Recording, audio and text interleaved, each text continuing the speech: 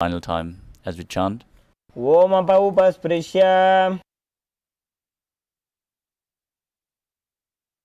Now keep your Panchapatram and Udani aside, out of harm's way, so we can safely practice yoga. We're going to briefly cover the 12 components of it, as Nithyananda Yoga is designed to Paramashivoham, the divine union of the divine entering into man, preparing your body to hold Paramashiva himself through the asanas, the body postures, aligning your physical body to the cosmic geometry and aligning your body to Paramashiva. The pranayamas, the breathing techniques, which align your breathing to Paramashiva. Preparing your energy channels within the body and cleaning them to hold the intense energy of Paramashiva.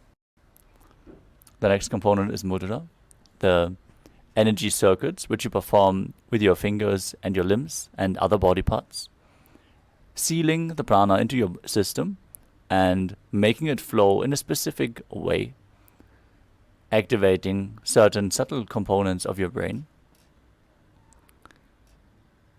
The next is the bandha, the energy locks which you perform by contracting certain muscles and diaphragms within the body, pumping the prana up along the spine and holding it up, preventing it from flowing down again, aligning your organs to Paramashiva and making you manifest intense Kundalini awakening. Next up is the karana, the sacred dance postures as they are seen carved in temples throughout India, preserved over time. These sacred dance moves activate a certain subtle breathing flow. Next up is the visualization. Text for any manifestation is very important.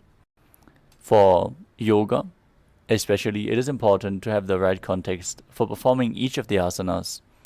That is why we are projecting an image of the visualization you are supposed to hold intensely throughout all the in the top right corner of your screen. Those visualizations can be deities, animals, and other living beings representing the essence of the asana. So to perform the asana completely, the visualization has to be complete. Next up is the japa, the internal repetition of a mantra, while visualizing the mantra wrote activates your Vishuddhi chakra and cleans it to strengthen your Vak Shakti, the power of speech to Paramashiva, intensely excreting the nectar from your throat, rejuvenating your system. Next up is the external chanting of mantras, as done by our acharyas. Throughout the yoga practice, your aura opens up and you're receptive to the external energies. So in what kind of this yoga is immensely important. During Nithyananda Yoga, we are chanting the words of Mahadeva himself and chanting the scriptural references of the asanas that are being performed, again providing the correct context and providing you with the ambience, the vatavarana, for the highest energy possible. Next up is weightlifting. The weights included in the asana practice intensely awaken the Kundalini Shakti, and as per the Supreme Pontiff of Hinduism, bodybuilding is a spiritual practice. That is why in Nithyananda Yoga we are including weights to intensify certain asanas where the weights can provide additional benefits. The next component is mandala. We are projecting the Shri Yantra in the background, which is a representation of all the divine energies and representing all the devatas. As you gaze at this mandala, it is being reflected into your brain, and the subtle brain grooves are being formed, enabling you to grasp and hold the divine energy of Paramashiva for a longer period of time. Next up we have the Abharana, the traditional Rudraksha jewelry. The Rudraksha bead is capable of holding more spiritual energy than any other stone. So, keeping close contact with your skin to Rudraksha is holding you in the highest state of energy at all times. The final component is Aushadha, the sacred alchemy science. Aushadha, the plant medicines which can be ingested or applied on the skin, infuse prana into your system, and heal even the most complex of ailments. We suggest you apply the vibhuti and the kumkum, and if you have it available, you can also mix sandalwood powder with some water and apply it on your temples. With this, we conclude the introduction and move on to the asana practice. Now sit in a comfortable cross-legged position with your head, neck and spine in a straight line. Engage all three bandhas, the Mula Bandha, the root lock, contracting the perineal region and pulling it up. The Uddiyana Bandha, the stomach lock, contracting your stomach above and below the navel and pulling it in and up towards your spine. And the Jalandhara Bandha, the throat lock, tucking your chin to the chest and internally contracting your throat muscles, thus locking the throat. Together, if you perform all the bandhas together, they form Mahamudra Bandha, which is a well-kept secret of the yogic science. Now, place your hands on top of the knees in Bindu Mudra with index and thumbs together. Visualize Lord Shiva in your inner space as you breathe in Samana Kumbhaka, inhaling the air into your stomach, filling your stomach with prana, and visualizing a flame rising up your spine. Internally chant the japa and visualize it rotating around your throat. The japa for the first few asanas is Soham. With this, we covered all the components for the first asana, Sukhasana.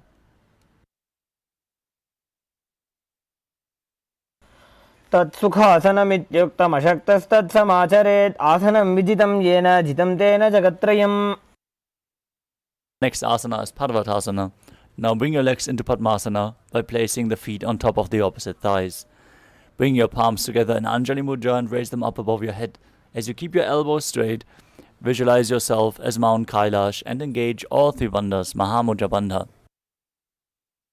Mahadeva Parvatasana Mangalam. Next up is Halipavasana. Now bring the soles of the feet together in front of your body. Hold the left hand by the right behind your back and place your forehead on the ground behind the heels. Engage all three bandhas as you gaze to the tip of your nose and visualize Swamiji in your inner space. Next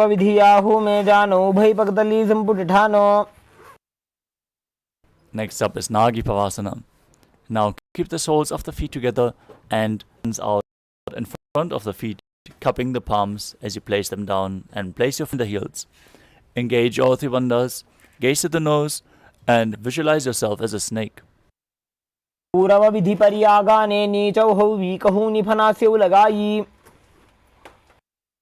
request all the participants to please have your cameras switched on and make sure your lights are properly lit. Many of the participants do not have their lights, their cameras switched on. This is a security measure, so please follow along with the guidelines. Next up is Kokilasana. Now hold the big toes in Prana Mudra with index and middle fingers. Extend the legs upwards and straight as you then join them and place the feet on top of the opposite thighs in Padmasana. Lean forward and down onto the elbows as you keep holding onto the big toes. Engage all three bandhas and visualize yourself as a bird. Next up is Neti Asana. Now place one ankle on top of the opposite knee and hold on to the opposite elbows. Engage all three bandhas, rotate your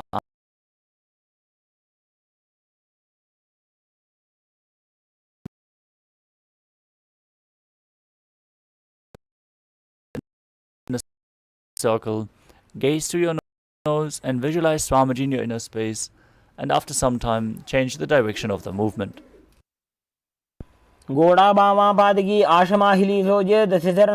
As you visualize yourself as an elephant, perform Uddiyana Bandha and Mula Bandha, stomach lock and root lock.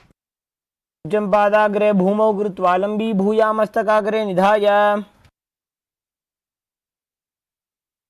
next asana is Rikshasana. From the same position, alternate pressing the heel of one foot into the ground while lifting the other heel up. Repeat this again and again. Yourself as a bear. Perform Uddiyana Bandha and Mula Bandha. एकैकं पादमाकुञ्च्य गजासनं कुर्यात् रक्षासनं भवति. Next up is Vaishyasana.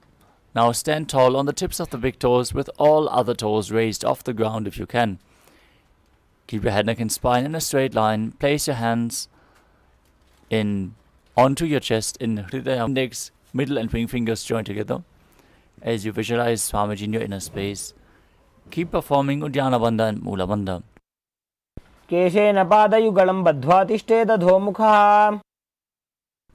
Next up is Urdhva Janukarana. Now stand with your heels touching, toes facing outwards and the knees bent in Arimandi posture. Now keep both hands at the chest, elbows parallel to the ground, and then raise one knee up towards the center of your body. Follow along with the respective hand in a circular motion, again and again on both sides.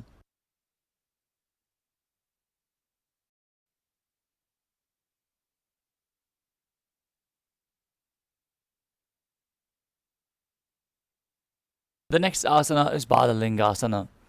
Now interlace your fingers from the outside in Sarva Shankari Mudra. Hold onto one knee and pull it up towards your chest. Keep your spine straight. As you visualize yourself caressing a baby, engage all three bandhas.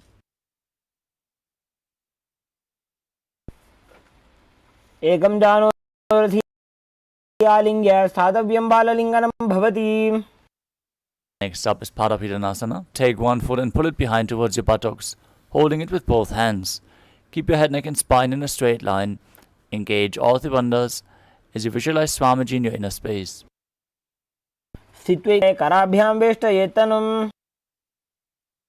Next up is Natarajasana.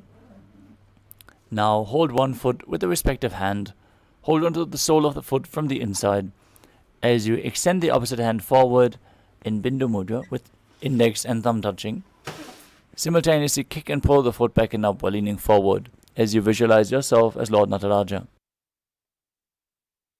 उत्तानपादं क्रौञ्चं च मरीचिं वीरभद्रकम्. The next asana is Balalingasana on the other side. Now up the chest as you visualize yourself holding a baby. एकं जानोरथियालिङ्ग्य स्थातव्यं बाललिङ्गनं भवति.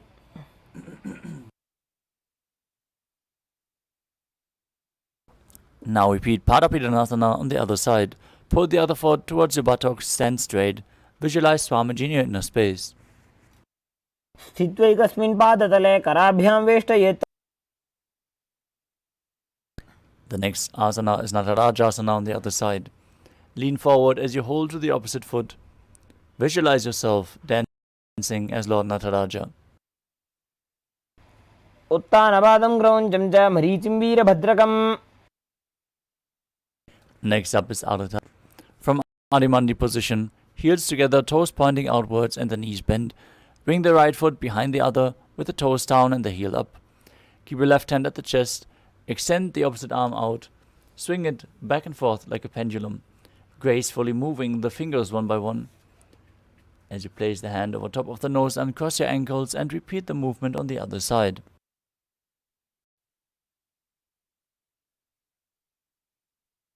Let us now move on to the skeleton dance. Now visualize yourself as a skeleton as you start shaking your body intensely. Hold the visualization of your bone structure as you dance wildly.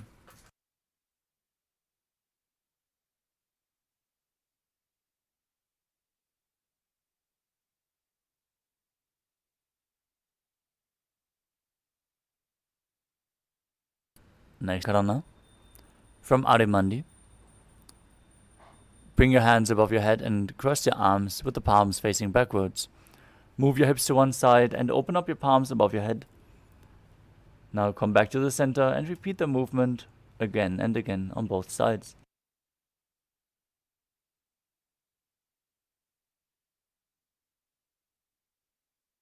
The next asana is Tadasana. Now stand tall on the tips of the toes as you raise your hands up above your head. Engage, visualize yourself as a palm tree as you perform Mahamudra Bandha and internally chant the new japa Shivoham. महामुद्राबद्ध कोनो ताड़ासन विभेदकान्. The next asana is Uttana. From a standing position, lean forward and down. Bring your hands flat to the ground as you engage all three bandhas and bring your forehead towards the knees, visualizing Swamiji in your inner space. महामुद्राबद्ध कोनो ताड़ासन विभेदकान्. The next asana is Tadakshvasana. As you keep your hands flat on the ground, shoulder width apart, step your feet back, keeping the toes on the ground in a tall plank position. Tuck the chin to the chest as in Jalandhara Bandha and rotate your head from side to side. As you keep the perineal region engaged, visualize Swamiji in your inner space. गजासनवस्थित्वा मस्तकं वारं वारं दक्षिणकुक्षिं सव्यकुक्षिं नजेत्. Next up is Bhujangasana. Now lower your body down onto the mat as you keep the hands by the shoulders and then raise your head up using the strength of your lower back. Open your mouth widely and inhale through the hollow of your throat in Bhujangani Mudra. As you visualize yourself as a cobra, perform the Mula Bandha. अंगुष्ठनाभिपर्यन्तम् अधोभूमौ विनिन्यसेत्. The next asana is Shashasana. Push your body back up into the plank position and alternate bringing one knee in towards the chest, back and forth. Visualize Swamiji in your inner space. Breathe calmly through your nose in Sahadra Kumbhaka, leading the prana along the spine as you perform the Mula Bandha. गजासन संस्थितौ जानुद्वयमागुञ्च्य वारं वारं कर्तव्यं शशासनं भवति. Next up is Rathasana. From the same position, step one foot in between the two hands, then jump the foot back and step the other one in between the hands again and again, while visualizing yourself as a chariot. गजासन संस्थितौ एकैकं पादं पुरोमार्गेण भ्रामयित्वा कर्तव्यं रथासनं भवति. Next up is Virabhadrasana. Now keep one foot flat on the ground, toes knee bend. Extend the other leg back, knees straight, toes pointing outwards. Raise your arms up parallel. Perform Uddiyana Bandha and Mula Bandha. Gaze to your third eye and visualize yourself as Lord Virabhadra. वासिष्ठमथ कौण्डिन्यम् ऊर्ध्वकुक्कुटमेव च. Now exchange the position of your feet and repeat Virabhadrasana on the other side. वासिष्ठमथ कौण्डिन्यम् ऊर्ध्वकुक्कुटमेव च. The next asana is Vrikshasana. Now stand tall and bring one foot to the inner thigh. Bring your palms together in Anjali Mudra and raise them up above your head, keeping the elbows straight. As you pull your stomach in and up, contract the perineal region and visualize yourself as a tree. वामोरुमूलदेशे च जाम्यं पादं निधायतु. The next asana is Garudasana. As you bring the raised leg to the opposite hip, join your hands together in Namaskara Mudra in front of your heart center. Visualize yourself as Lord Garuda with heavy wings on your back in Garudasana. गरुडासनमावक्ष्ये येन ध्यानं स्थिरं भवेत्. Now stand on the other leg as you repeat Vrikshasana, the tree posture, on the other side. वामोरुमूलदेशे च जाम्यं पादं निधायतु.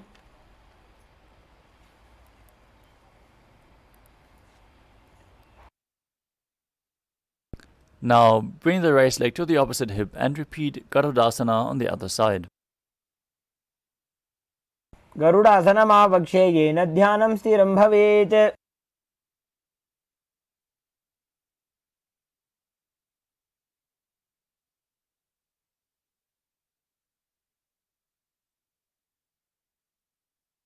The next asana is Trikonasana.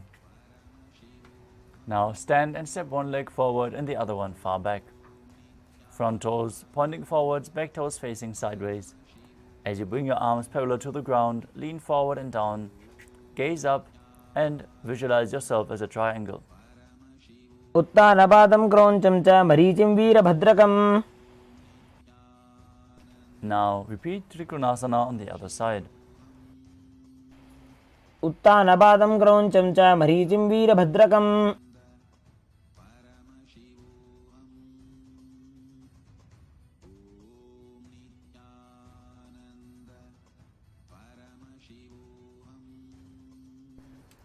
Next up is Nikuttaka Karana.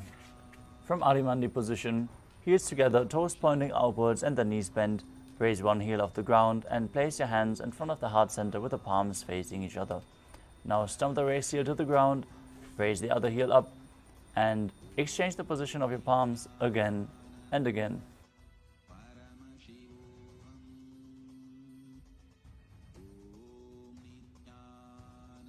The next asana is Ankushtasana. Now lower your body down onto the tips of the toes, placing the perineum onto the back of the hands, on the back of the heels. Keep your knees together and join your palms in front of your heart center in Namaskara Mudra. As you visualize Swamiji in your inner space, start making the sound of a bee on the inhalation and exhalation. Perform the Mula Bandha and internally chant the new japa Sadashivoham. कबन्धासनमित्याहुः गोरक्षासनमेव च. The next asana is Saurasana. From Angushtasana, extend one leg forward, heel down, toes pointing up. Keep the hands at the side of your body with the palms facing forward in Vara Mudra, with the fingertips just touching the ground. As you visualize Swamiji in your inner space, perform the Mula Bandha. प्रसार्य एकं पादतलं संस्थाप्य त्वेकपादकम्. Next up is Vidhunanasana.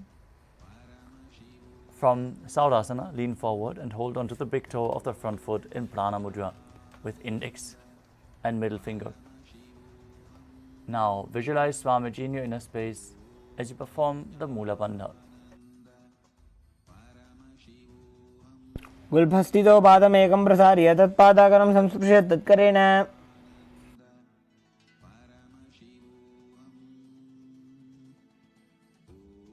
Now extend the other leg forward as you repeat Saurasana on the other side. प्रसार्य एकं पादतलं संस्थाप्य त्वेकपादकम्. Now lean forward and down, hold on to the big toe of the front foot. Repeat Vidhunanasana on the other side. गुल्फस्थितो पादमेकं प्रसार्य तत्पादाकरं संस्पृश्य तत्करेण. The next asana is Brahma Judankushasana. Now keep the toes on the ground and place your perineum on top of the heel. As you keep a gap between the legs and place the backs of your hands on top of the knees, gazing in between the palms in Shambhavi Mudra with the eyes open wide, unblinking, actually gazing within as you visualize Swamiji in your inner space. दो फणा पानी होए वैसे, एड़ी दो गुदानी वैसे. Keep buzzing like a bee as we enter Kapilasana. Place the knees on the ground with the toes tucked behind, sitting your perineum down onto the raised heels. Rest your hands on top of the thighs, pull your stomach in and up and gaze to your nose as you visualize yourself as Sage Kapila Muni. उभय पगदली समठहरावे, तिनकी माहिली को और मिलावे. Maintain the same gaze to the third eye, your vision energy, and the bandha. दो पगदली संपुट करे, कोरवारली भूपरि धरे.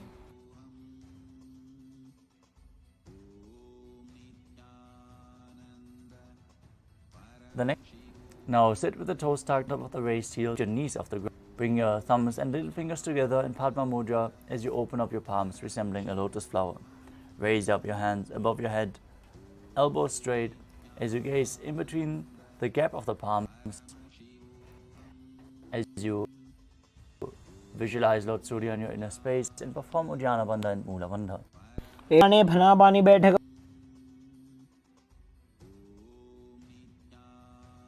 The next asana is Mandukasana. Now sit with the toes flat, perineum on the heels. Keep your hands on top of the knees and press your tongue up against the palate of your mouth in Manduki Mudra. Visualizing yourself as a frog, catching the nectar of immortality, dripping from the Sahasrara chakra with your frog tongue. Gaze to your third eye, breathe calmly through your nose in Sahadra Kumbhaka, and perform the Mula Bandha. पादतलौ पृष्ठदेशे अंगुष्टे द्वे च संस्पृशेत्. Next up is Uttana Mandukasana. Maintain the same sitting posture, but bring your hands behind your back, holding onto the opposite shoulders. Bring your elbows close to your head. As you gaze to your third eye, keep performing Manduki Mudra, visualizing yourself as a frog, and performing Uddiyana Bandha and Mula Bandha. मंडूकासन मध्यस्थं गूर्पराभ्यां धृतं शिरः. The next asana is Simhasana. Now cross your ankles and sit on top of your feet.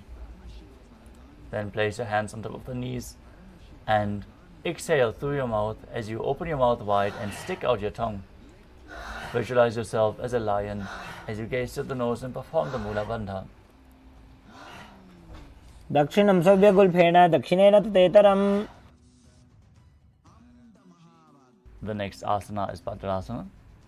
Now sit with the heels under the perineum, keep your knees open wide, cross your hands behind your back and hold onto the big toes in Prana Mudra. As you gaze to the nose, visualize Swamiji in your inner space and perform Jalandhara Bandha and Mula Bandha, returning to buzzing like a bee in Brahmari Kumbhaka. गुल्भौ च वृषणस्याधो व्युत्क्रमेण समाहितः. Next up is Kakabhushandi Asana. As you squat and keep the feet flat on the ground, your knees open wide, bring your arms in and around the raised knees and interlace your fingers behind your back. Gaze to the tip of your nose, visualize yourself as a crow as you perform the Mula Bandha. प्रथमे वैसक उगड़ ठाने दो वो हाथ पगों नीच आने. The next asana is Kani Pavasana. Now place your palms on the floor, shoulder width apart. Bring your knees on top, onto the back of your arms. As you lean forward, raise your feet off the ground and balance on your arms, visualizing Swamiji in your inner space. सन को गुण आशी दुष्टा होई तो आछी होई.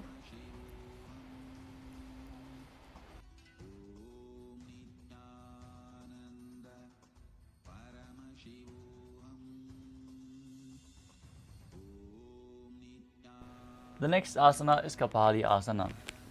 We're going to enter the first inverted posture. So you can take the support of a wall if needed. And if you have any neck or upper back injuries or high blood pressure, please take it slow with any of the inverted postures. Now place your hands on the ground, shoulder width apart. Bring the crown of your head onto the ground, forming a triangle between your hands and your head. Bring your knees onto the elbows, hips over the shoulders, and then straighten your legs up. Gaze to your nose, visualize Swamiji in your inner space, and perform the Mula Bandha. शीशा धरती टेकी पगदो वो मिलिवा ऊंचा कुकरे.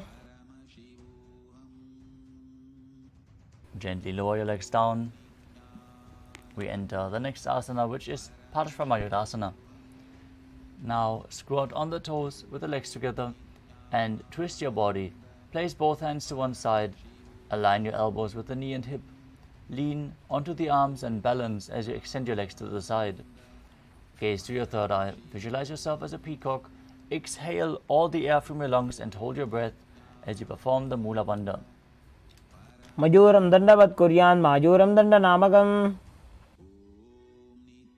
Now twist your body to the other side.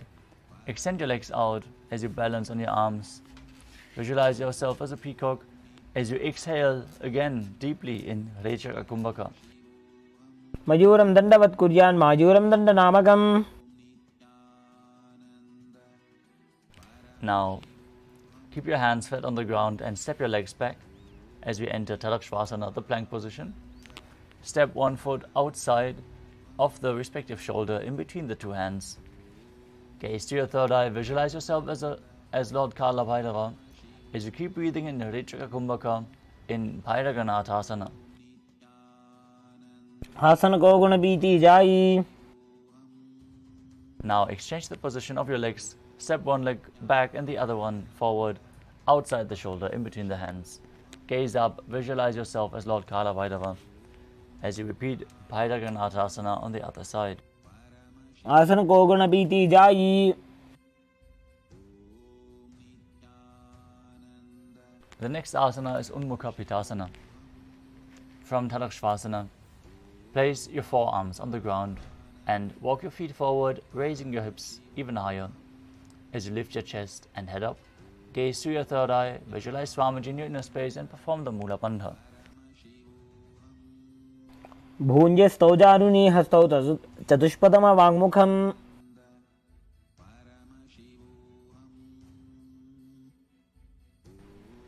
The next asana is Vashishthasana. From Tadakshvasana, rotate your body onto one hand and raise the opposite hand up. Keep the balancing hand directly beneath your shoulder. As you raise your hips, gaze up towards the sky and visualize yourself as Sage Vashishta. ऊर्ध्वकुक्कुटवासिष्ठमरीचिहलमत्स्यकम्. Now twist your body in the other direction. Raise the opposite arm to the sky. Gaze up, repeating Vashishthasana on the other side. ऊर्ध्वकुक्कुटवासिष्ठमरीचिहलमत्स्यकम्. Now come to a seated posture with your legs extended forward, heels down, toes pointing up. As we enter Anjani Asana, place your hands below the buttocks with the palms facing up. As you gaze to the nose, visualize yourself as Lord Hanuman. Exhale deeply and internally chant the new japa Mahasada-shivoham. दो कर की उभय हथेली कोरवारली मैले भेली. The next asana is Paschimottanasana. With the legs extended, lean forward and down and hold on to the big toes of the feet in Prana Mudra with index and middle fingers. Visualize Swamiji in your inner space. Perform Mahamudra Bandha, engaging all three bandhas as you exhale and hold your breath in Ritrika Kumbhaka. जानो बरिललाटन्तो पश्चिमं ताडमुच्यते. The next asana is Ugrasana. With your legs extended, clasp your hands behind your head and lean your chest forward and down. Bring the elbows outside the knees and come as low as you can as you engage all three bandhas and visualize Kali in your inner space. स्वपाणिभ्यां दृढं धृत्वा जानो शिरोन्यसेत्. The next asana is Marichi Asana. As you sit with your legs extended, bring one heel to the groin with the knee raised. Reach your arm in and around the raised knee as you clasp your hands behind your back. Bring your chest to the thigh, head to the knee and visualize yourself as Sage Marichi. उत्तानपादं क्रौञ्चं च मरीचिं वीरभद्रकम्. The next asana is Mahamudrasana. Now drop the knee to the ground. As you keep the heel pressed against the perineum, lean forward and down, holding on to the front foot. As you exhale, gaze to the nose, visualize Swamiji in your inner space and perform Mahamudra Bandha. महामुद्रां प्रवक्ष्यामि तन्त्रेऽस्मिन् मम वल्लभे. Now extend both legs forward, bring the other heel to the groin as you repeat Marichi Asana on the other side. उत्तानपादं क्रौञ्चं च मरीचिं वीरभद्रकम्. Next up is Mahamudrasana. On the other side, drop the knee down, lean forward, hold onto the foot, exhale, engage all three bandhas. महामुद्रां प्रवक्ष्यामि तन्त्रेऽस्मिन् मम वल्लभे. The next are two. As you sit and bring the soles of the feet together with the heels close to your perineum, keep your knees open wide, hold onto the feet firmly with both hands as you maintain a straight spine. Gaze through your nose, gaze through your third eye, and visualize Swamiji in your inner space. गुल्फौ तु वृषणस्यादः सीवन्त्याः पार्श्वयोः क्षिपेत्. The next asana is Gvali Pavasana. From Vajrasana, extend your feet away from the body. Keep the toes together and the heels apart. Place your hands on the respective knees as you tuck your chin into the chest, gaze to the nose and visualize Swamiji in your inner space. पूर्वचरबट चौक कख्यो जी वाही विधि जो कीजे सोई. The next asana. Now sit and keep the soles of the feet together. Keep your hands and lean forward and down while visualizing the Yoni Mandala, the visual representation of Devi Paramashiva Shakti herself. Engage the Mula Bandha and gaze to the nose.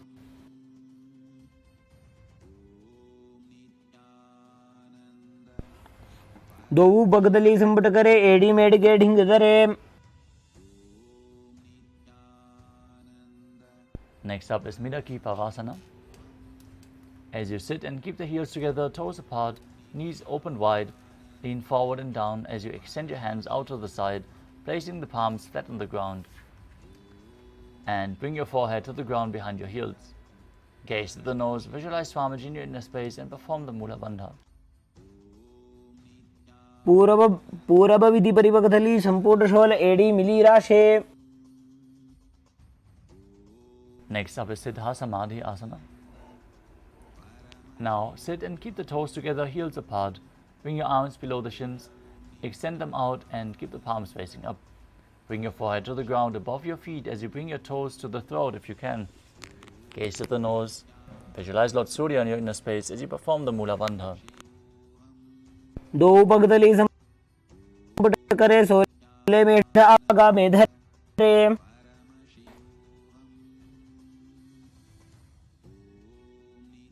Next up is Chinaki Pavasana. Open them up like a book as you press your elbows onto your thighs, bringing the knees down closer to the ground. As you gaze at the nose, engage the Mula Bandha and visualize Swamiji in your inner space. दो पगागी AD धरती मगिवा मेढ़ लगावे. Next up is Charapata Trukasana. Now, bring your feet together, heels at the perineum, and place your hands on top of the knees, pressing them down to the ground gently.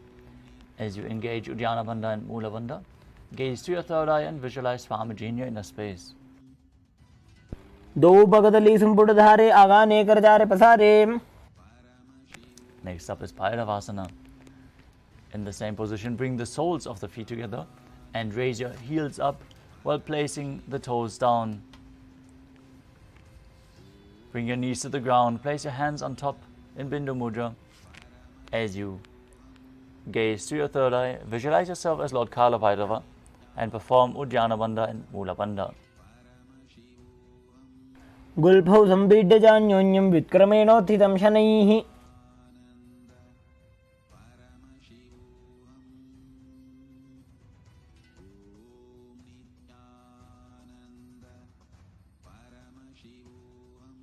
The next asana is Samanasana. Now sit with one heel at the perineum, lift and hold the other foot, pulling the sole of the foot to your chest. Gaze to your third eye as you perform the Mula Bandha and exhale in a Ritrika Kumbhaka. Gaze to your third eye and visualize Swamiji in your inner space. समानासनमावक्षे सिद्धमन्त्रादि साधनात्.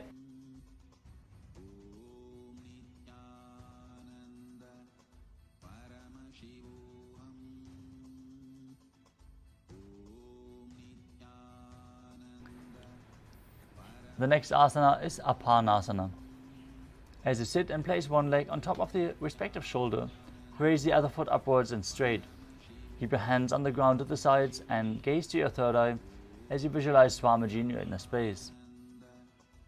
केवलं पादमेकं च स्कन्धे चारोप्य यत्ततः. Next up is Samanasana.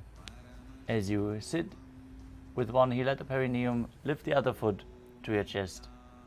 Gaze to your third eye. Repeat Samanasana on the other side. समानासनमावक्ष्ये सिद्धमन्त्रादिसाधनात्. Now repeat Apanasana on the other side. Bring the other leg over top of the shoulder while extending the opposite leg straight and up. केवलं पादमेकं च स्कन्धे चारोप्य यत्नतः. The next asana is Gomukhasana. Now sit and cross one leg over the other, aligning the knees at the center of your body. With the feet by the opposite hips, keep both hands on top of the knees as you gaze to the nose.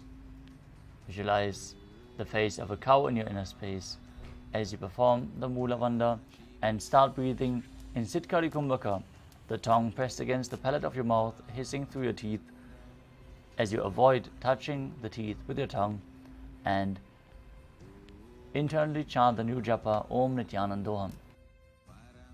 सव्ये दक्षिणगुल्फं तु पृष्ठपार्श्वे नियोजयेत्.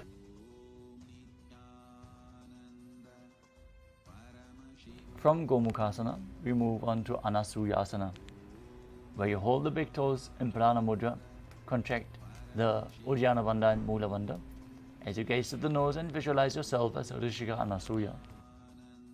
दक्षिण कोड़ो नीचो ठाने वावों ताके ऊपर आने. From Anasuyasana, interlace your fingers behind your back in Parusha Mudra as you lean forward and down. Bring the chin over the knee, the nose down to the ground if you can, and gaze to the tip of the nose while visualizing yourself as Rishika Anasuya in Anasuyasana too. जीवना गोदा की संधि उपरेड़ा वागोड़ा की संधि. The next asana is Garudasana too. As you sit on the ground with one heel pressed against the perineum, keep the opposite foot flat on the ground in front with the knee to the chest, hands on the knees, gaze to the nose and visualize yourself as Lord Garuda.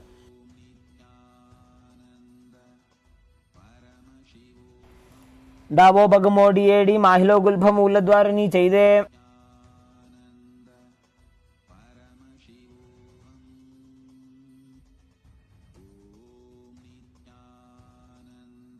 The next asana is Naradasana. From Garudasana 2, raise your perineum on top of the heel of the foot which is on the ground as you interlace your fingers behind your back, behind your neck in Padusha Mudra, and twist your elbows outside of the raised knee. Gaze to your third eye, visualize yourself as Sechinarada as you perform the Mula Bandha. इष्टिज वाम पगदली केरी भूपरिताहि लगावे फेरी. Next up is Matsya Pitakasana. Now place one foot on top of the opposite thighs as you wrap the respective arm around the knee, holding onto the opposite shin. Extend the other arm forward, holding onto the big toe in Prana Mudra as you gaze to the nose and visualize Matsya, the fish avatar of Lord Vishnu. नवामांगुष्टं तु गृहीतं मध्यपीठकम्.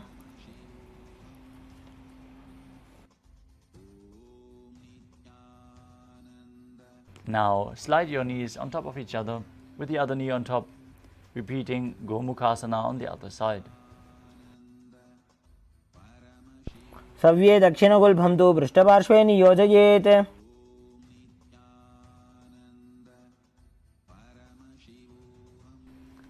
Now hold onto the feet in Prana Mudra as you visualize yourself as Rishika Anasuya in Anasuyasana on the other side.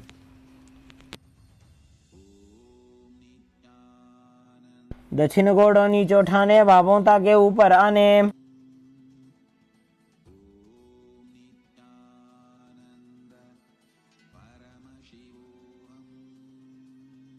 Now interlace your fingers behind your back, lean forward and down. Bring your nose to the ground if you can as you repeat Anasuyasana too. जीमणा गोदा की संधि उपरेड़ा वागोड़ा की संधि.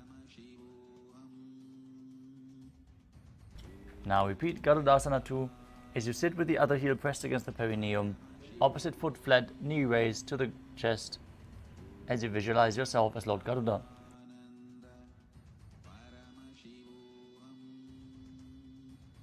Davos बगमोडियेडी माहिलो गुल्फमूलद्वारनी चैदे.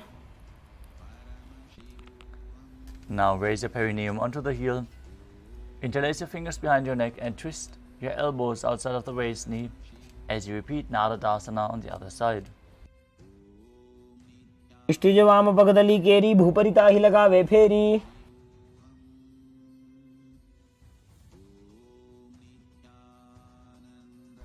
Now repeat Matsya Pitakasana on the other side by placing the other foot on top of the opposite thigh and holding onto the shin and the big toe while visualizing Matsya, the fish avatar of Vishnu. वामेन वामांगुष्ठन्तो गृहीतं मत्स्य पीठकम्. The next asana is Matsyendrasana. Now place one foot on top of the opposite thigh, step the other foot flat on the ground or over top of the knee if you can. As you twist your body and bring one elbow outside of the raised knee, hand by the neck, place the other hand behind you, gaze back and up towards your third eye. Visualize Sage Matsyendranath, the master of Hatha Yoga, as you keep hissing through your teeth in Sitkari Kumbhaka and engage the Mula Bandha. उदरं पश्चिमाभासं कृत्वा तिष्ठति यत्ततः. The next asana is Kubhasana. Now extend the front arm down to the foot and place the other hand on the ear. Twist your body back, gaze to the third eye, and visualize yourself as a camel in Kubhasana. आसन को गुण झोलो जाए. From Kubhasana, drop the hand which was on your ear down to the ground behind you. Twist your body even further. Gaze to your third eye, visualize Matsyendranath in Matsyendrasana too. मत्स्येन्द्रपीठं जठर प्रदीप्तिं Prachanda रुक्मण्डल खण्डनास्त्रम्.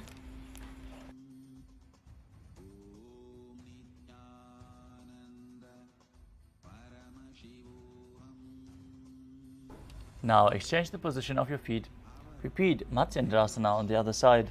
Twist your body in the other direction with the hand by the neck. उदरं पश्चिमाभासं कृत्वा तिष्ठति यत्ततः. Now hold onto the front foot, bring the other hand to the ear. Repeat Kubhasana as you visualize yourself as a camel. आसन को गुण झोलो जाए. Now place the hand down from the ear to the ground behind you. Keep holding onto the front foot, twisting your body further as you repeat Matsyendrasana too on the other side. मत्स्येन्द्रपीठं जठर प्रदीप्तिं Prachanda रुक्मण्डल खण्डनास्त्रम्.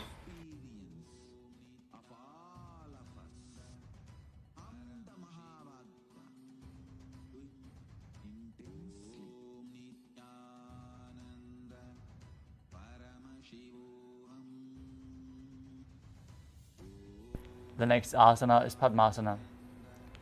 Now sit and place your feet on top of the opposite thighs. Place your palms on the respective knees. Engage all three bandhas Mahamudra Bandha as you gaze to the nose. Visualize yourself as Lord Shiva. Breathe in Sitali Kumbhaka, pressing your tongue against the back of the teeth and hissing through the teeth while inhaling. As you perform Mahamudra Bandha, all three bandhas engaged, and internally chant the new japa Om Nithyananda Paramashivam. आसनं द्विविधं प्रोक्तं पद्मं वज्रासनं तथा. Maintain Padmasana.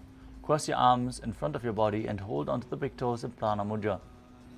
Gaze to the nose, visualize yourself as Goddess Parvati, the consort of Shiva, as you perform the Mula Bandha in Padmasana too. उत्तानौ चरणौ कृत्वा ऊरू संस्थौ प्रयत्नतः. Next up is Kukuta. Now sit and place the feet on top of the opposite thighs in Padmasana, and then place your palms on the ground in between the two thighs. Then raise your body off the mat and balance as you visualize yourself as a rooster. Breathe calmly in Sahadra Kumbhaka and perform the Mula Bandha. पद्मासनं सुसंस्थाप्य नान्वोरोरन्तरे करौ. Still in Padmasana, rise up onto the knees and place your hands flat on the mat with the fingers pointing towards your body. Now lean onto your elbows, find balance and lift the legs off the mat, balancing on your arms as you visualize Swamiji in your inner space in Bandhakiki Asana. रामोष्टभ्यकरद्वयेन तत्कूर्परिस्थापितानाभिपार्श्वः. The next asana is Mayurasana. From a kneeling position, bring your elbows to the navel and lean forward, balancing on your arms as you extend your legs straight, lifting your entire body off the mat as you visualize yourself as a peacock. अथ वक्षे महादेव मयूरासन उत्तमम्. Now lower your entire body down to the mat as you keep the toes pointing outwards and interlace your fingers behind your neck in Parasha Mudra. Visualize yourself as a crocodile as you perform the Mula Bandha in Makarasana. सशेते हृदयं निधाय भूमौ च पादौ च प्रसार्यमानो.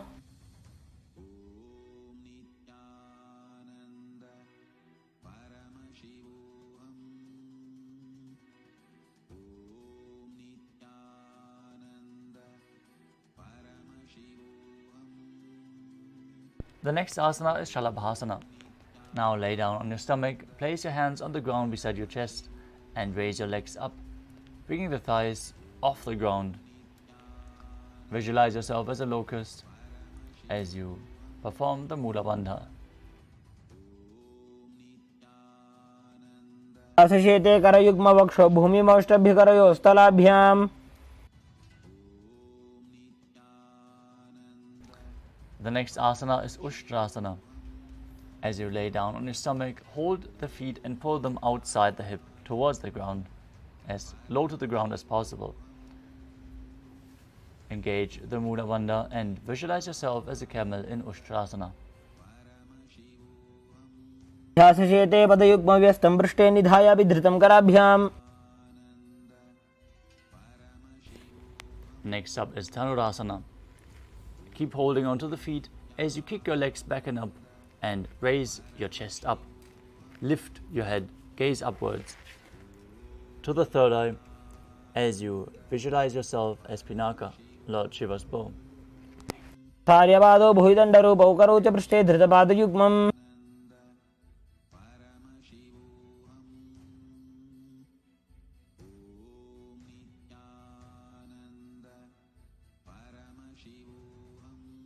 The next asana is Bhagasana. Now sit in a kneeling position with your heels outside of the hip, the toes touching behind your body, perineum sitting down on the ground. As you gaze to your third eye, visualize Swamiji in your inner space and perform the Mula Bandha, now internally chanting the new japa, Om Nithyananda Paramashivoham. उल्टा मोड़ी पाव दो वैसे बहुरो जुगति करे एक ऐसे.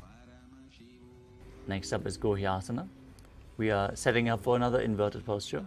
So prepare yourself facing a wall and or take any other measures. Get a partner to aid you. Now from your knees, place your forearms on the ground, fingers interlocked. Place your elbows on the mat, shoulder width apart. As you place the crown of your head onto the ground, holding it with the back of your head, holding the back of your head with your hands.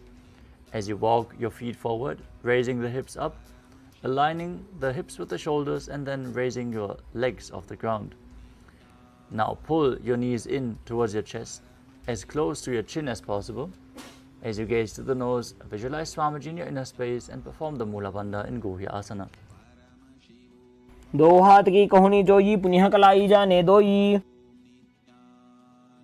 From Gohyasana, extend your legs up straight into Shirshasana, a headstand posture. As you gaze to the nose, visualize Swamiji in your inner space and perform the Mula Bandha. Breathe deeply in this posture. प्रीतं मण्डलं च द्विधैव विदितं हिनः. Gently lower your legs back down and come to a seated posture with your legs extended in front. We are going to perform a sequence of rapid exhalations in Bastrika Kumbhaka, where you contract the abdomen and push the air out like the bellows of a blacksmith. Without inhaling actively, let the air flow in to your lungs naturally. Now, sit with your hands behind the calves, stretch your legs up, bring the forehead to the knees and come to a vertical position with your legs.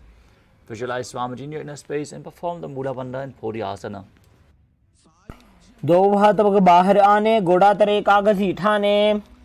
Keep breathing rapidly. As you extend your legs out and up at a 45-degree angle, bring your hands behind, holding onto the opposite shoulders. Chest up, gaze to your third eye and visualize yourself as a mace in Parigrahasana. उत्तानशयनं कृत्वा पादौ मिलित्वा प्रसार्य. Now extend your arms out in front. Keep the legs raised up. If you can't hold this posture, you can bring your elbows down. Gaze to your third eye, visualize yourself as a boat, and keep breathing rapidly in Naukasana. उत्तानशयनं कुर्पराभ्यां भूमिमोष्टभ्य.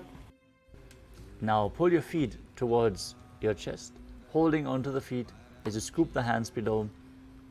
Gaze to the nose, visualize yourself as Lord Rudra in Rudrasana. पगतली संपुट करी हाथस्योपग उचाई. Now relax, breathe calmly. Lay down on your back with the feet flat, knees raised. Place your palms flat on the ground, fingertips touching your heels. As you push your hips up, contracting the perineal region. As you gaze to the nose and visualize Swamiji breathing in Mocha Kumbhaka. Exhaling while the Jalandhara Bandha, the throat lock, is engaged. ऊर्ध्वे च जानुनी कृत्वा शवित्वोर्ध्वमुखं तथा. Now lay your body down to the mat. Keep the palms by the side of your hips, facing up.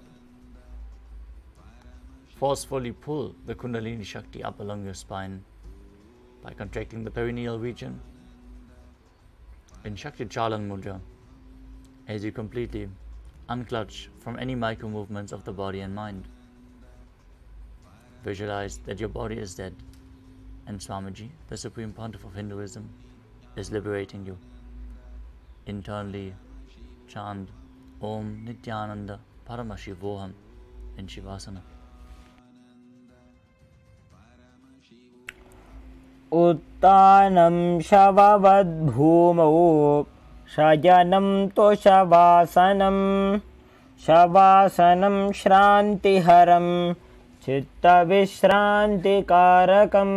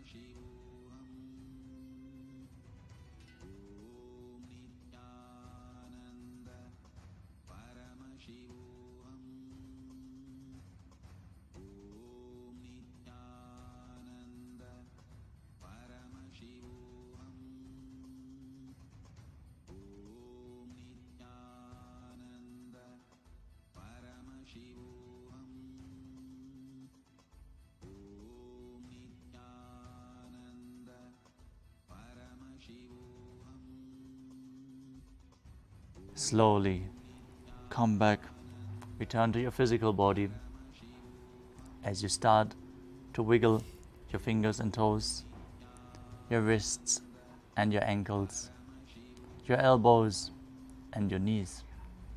Pull the knees up. Rock your body from side to side as you return to a comfortable seated position.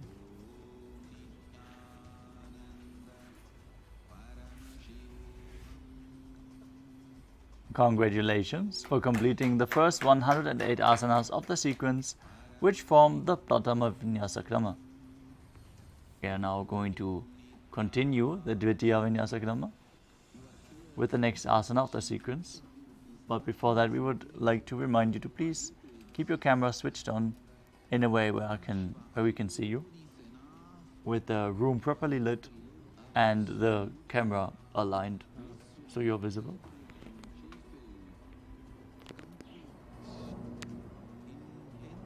Let us now move on to the next asana of the sequence, which is Yadhasanishthasana.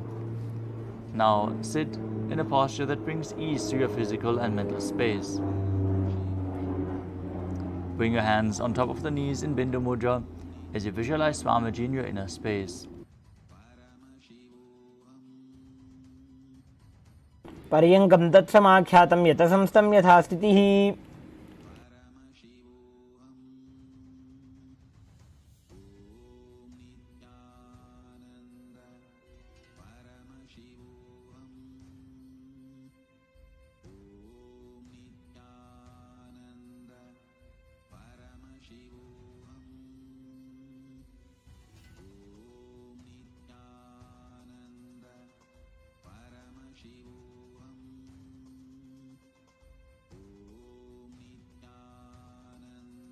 Next asana is Samasana.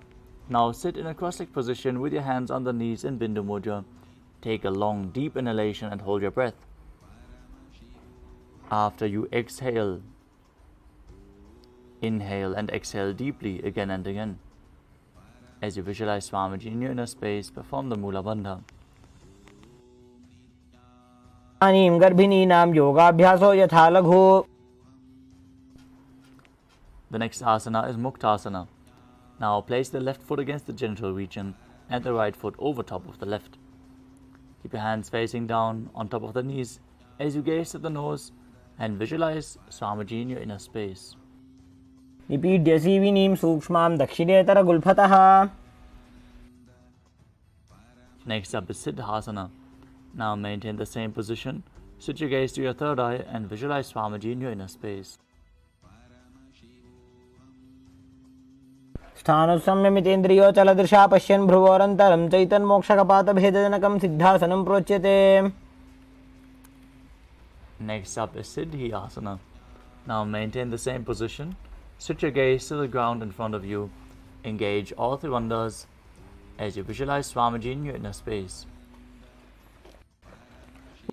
वामपादके इडीजानो सीवनिमधिता.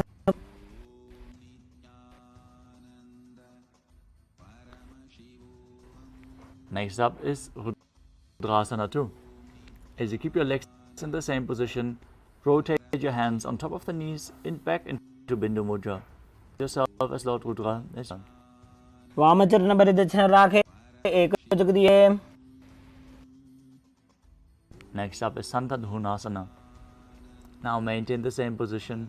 Switch your gaze to the nose and embody tranquility and an unshakable nature.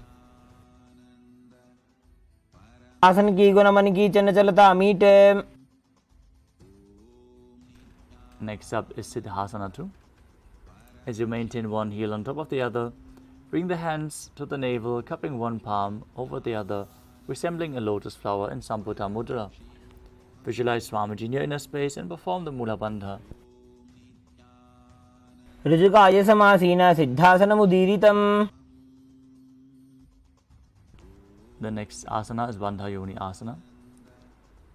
Set your sankalpa to manifest through the womb of creation as you maintain the same sitting posture and then enter Shanmukhi Mudra. Exhale as you close your mouth with little and ring fingers the nose with the middle fingers, the eyes with the index fingers, and the ears with the thumb. यत्र मध्ये महादेव बन्धयोन्यासने शृणु. The next asana is Virasana. Now, place one foot on the thigh and the other foot under the opposite thigh. Place your hands on top of the knees in Bindu Mudra and embody the state and space of bravery, Vira.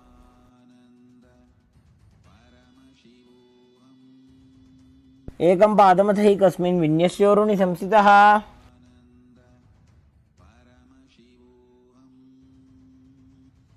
The next asana is Valmikasana. As you keep the left heel on the right side of the regenerative organ, with the toes under the thigh, place the right foot on the left leg, toes by the knee. Hands in Bindu Mudra on top of the knees, gaze to your third eye and visualize Sage Valmiki, the great poet and author of Ramayana.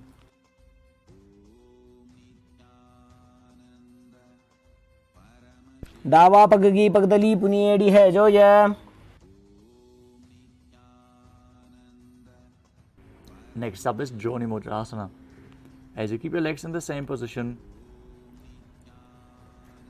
sit your gaze to the nose and visualize the Yoni Mandala, the visual representation of Devi Paramashiva Shakti herself. वामपाद की पगदली जाहि माहिली कोरे. Next up is Yoni Asana.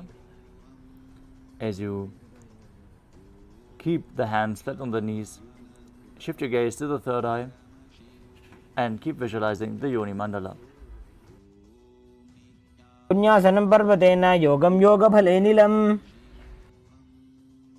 Next up is Bhadrasana 3. Now sit and bring the soles of the feet together, holding them with both hands as you pull the heels in close to the perineum, knees down to the ground, gaze at the nose and visualize yourself as Lord Veerabhadra as you perform Uddiyana Bandha and Mula Bandha. गुल्फौ च वृषणस्यादः सीवन्त्याः पार्श्वयोः क्षिपेत्. Next up is Aghorasana. Now maintain the soles together, heels at the perineum, as you press your tongue up against the roof of your mouth in Kechari Mudra, bringing it even higher if you can into the nasal tract, all the way up to your brow center. Now cover your mouth with your right hand, close the left nostril with the index finger, inhale through the right nostril, close both nostrils, hold your breath, exhale through the left nostril, and then repeat on the other side as you gaze to your third eye and visualize yourself as an Aghori. पूर्व कहो भिश्रिका जोई वाही विधि जो की जय सोई. Next up is Kanari Pavasana. Now bring the feet together in front, toes together and the heels apart. Place your elbows on top of the heels. Rest your chin on your palms. As you gaze to the nose, engage Uddiyana Bandha and Mula Bandha. Exhale completely and hold your breath in Arichaka Kumbhaka as you visualize yourself as a female elephant drinking water and gaze to your nose. ग्वाली पाव आसन कख्यो है जैसे Yahoo में जाने विधि तैसे. The next asana is Parasana. As you sit with the knees raised, arms between the thighs and calves, interlace your fingers in Parashu Mudra, gaze to the nose and visualize Swamiji in your inner space. ततोर्ध्वम्रे च येत् वायुं मृदुनिश्वास संयुतम्. Next up is Gopi Chandasana. Now interlace your fingers around the feet with the soles together, toes at the groove of your throat, heels touching your chest. Keep your chin on top of your hands and gaze to the nose as you embody the state and space of a king. पूर्व विधि पगा का अंगूठा कंठ को उपराशे. The next asana is Uddarasana. Now sit with the soles of the feet together and insert your hands underneath the legs. Hold the feet with interlocked fingers as you bring the feet up to your chest. Bring your head down and touch the chin to the soles as you gaze to the nose and visualize your body free from any defects. दो बगदली संपुट ठाने उभय हस्त करी उरद हिताने. The next asana is Vishishtasana. From the same position, lift your feet even higher. Bring the interlocked fingers above your forehead, the feet in front of your face, as you visualize yourself excelling in everything. दो बगदली जोड़ी संपुट करे.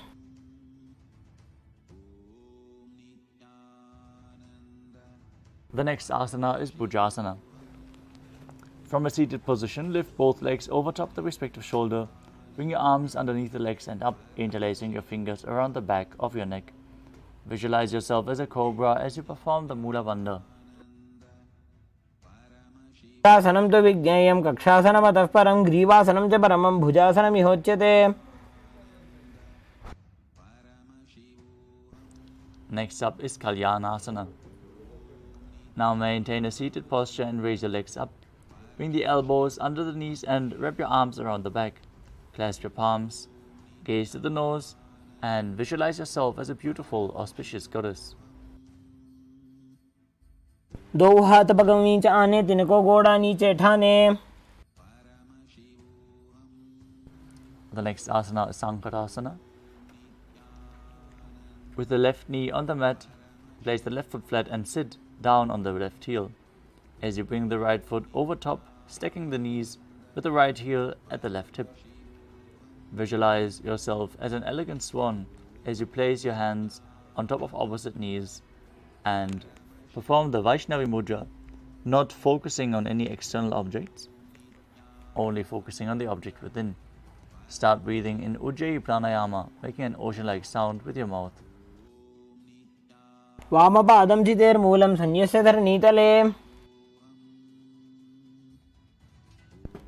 Now slide the left heel outside of the hip and sit down on the ground with stacked knees, hands on top.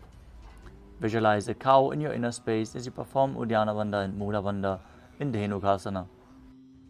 अनुषागी Nagar पंचडं वृषीलिन्दगल्यम्नि. Next up is Machandrasana. Now place the right foot on top of the left thigh and the left foot on the right knee. Bring your left hand behind the back. Hold on to the right thigh as you place your right hand on the left thigh and twist your body. Gaze to your third eye. Visualize Swamiji in your space. From Machandrasana, untwist your body and lean forward and down as you hold onto the big toes in Prana Mudra. Bring your forehead to the ground. Visualize Swamiji in your inner space in Machandrasana too. प्रथम जीवनो चरण जोई वामजंग परिराखे सोई.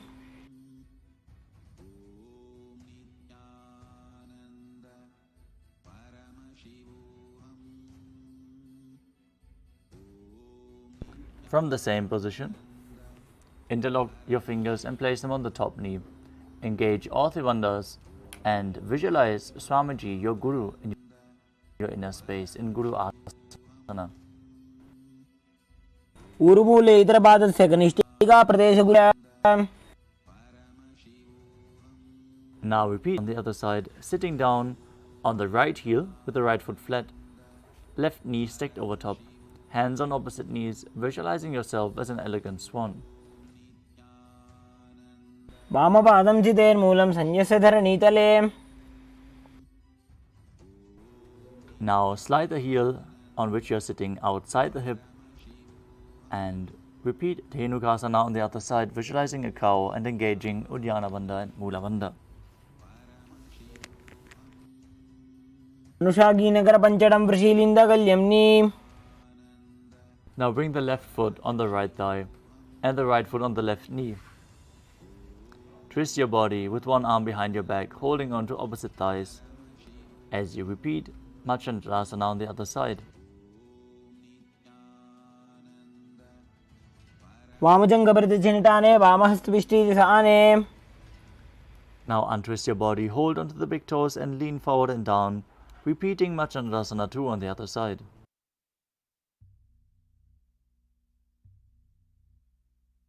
प्रथम जी मनोचरण जजोई वामजंग बरी राखे सोई. Now interlace your fingers, place them on the top knee, engage all three bandhas and visualize your Guru in Guru Asana on the other side. ऊर्मूले इतरपादस्य कनिष्ठिका प्रदेश गुल्फं संस्थाप्य. Next up is Parshasana. Now sit with the feet flat on the ground and pull your knees against your chest as you're holding them with opposite hands. Gaze to your third eye and press your tongue up against the palate of your mouth and Kechari Mudra as you visualize Swamiji in your inner space. पादतले भूमौ निधाय जानुन्यूरसि निधाय.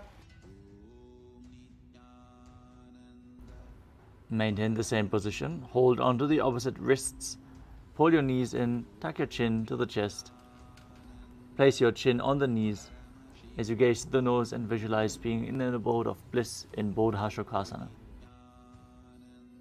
दो बगदली भूपरि धरे कोरमा हिलिए से करे.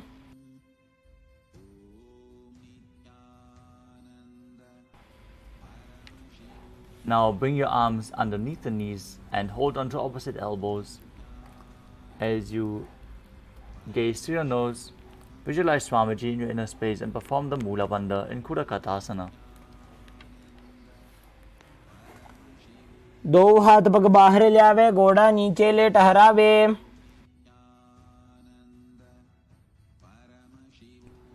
Next up is Sumati Asana. Now maintain the same hold beneath the knees. Bring your right foot over the left so the heels cross with the toes pointing up. Gaze to your nose and visualize the great sage and Maharishi Sumati in Sumati Asana.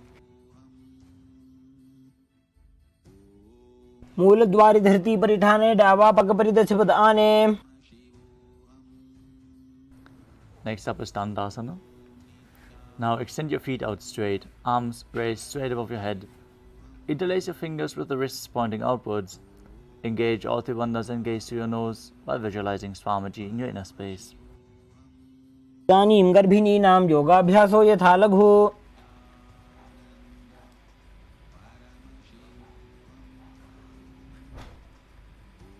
Next up is Arambhasana. As you sit with your legs straight, hold the big toes with index and middle fingers in Prana Mudra. Lean forward and down, bring your head down as you perform Nadi Shodhana without using the support of your hands.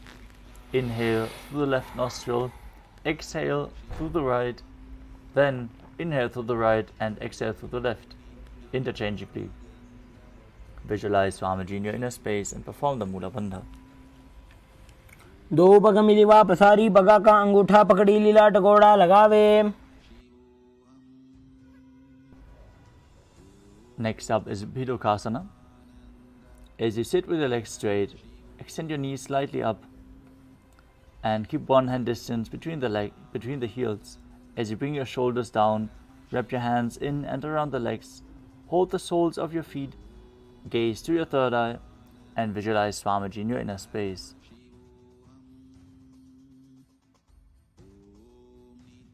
प्रथम बैसी दो पाव पसारी कछुक ऊर्ध को कोरडो डारे. Next up is Jalandhari Pavasana. As you extend both legs out with the heels together, place your chin on the heels, insert your hands below the legs and place your palms facing upwards. As you gaze to the nose, visualize Swamiji in your inner space. दो एड़ी में लिखे दीजिए हाथ पसारी.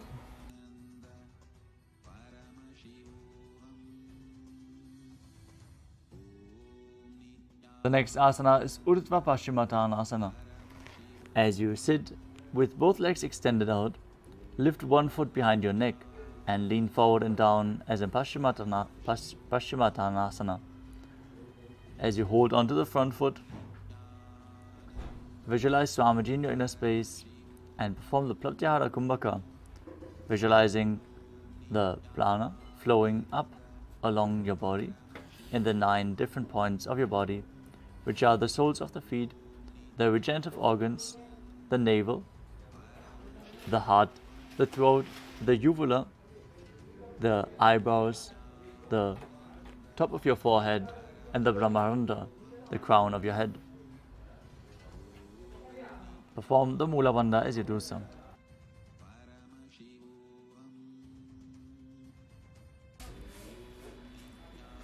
पश्चिमता नवत् संस्थितिं कृत्वा एकं पादं ग्रीवायां धृत्वा तिष्ठेत्. From Urdhva Paschimottanasana, lean back and straighten your spine. Hold on to the foot behind your neck with the opposite hand. If you can't bring your foot behind the neck, pull it close to your chest and open up your hips as much as possible. Now visualize yourself as infinite, endless, eternal, Ananta. उत्तानशयनी एकैकं पायी ग्रीवायां विन्यस्य.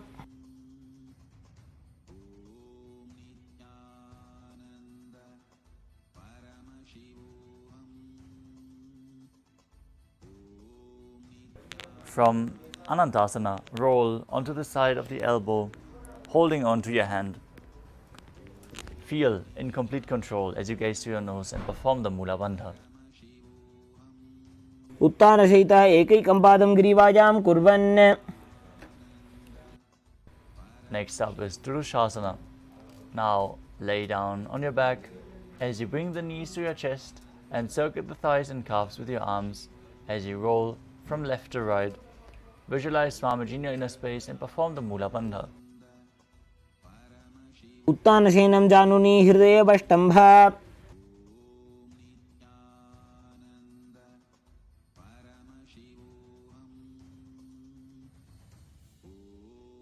Now extend your legs forward. Place the other hand behind your neck as you lean forward and down, repeating Urdhva Paschimottanasana on the other side. Again, if you can't bring the leg behind your neck, just pull it up towards your chest and lean forward. उत्तानशयनं जानुनी हृदयेऽवष्टम्भ. जङ्घासहितो उरूनि करद्वये बद्ध्वा.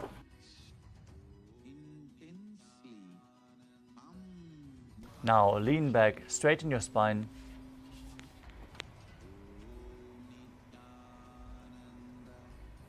As you repeat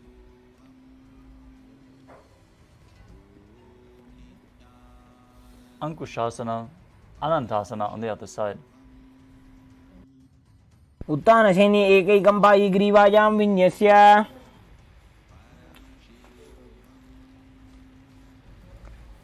Now roll onto your elbow, lay on the side, feel in complete control as you repeat Ankushasana on the other side. उत्तानशयित एकैकं पादं ग्रीवायां कुर्वन्.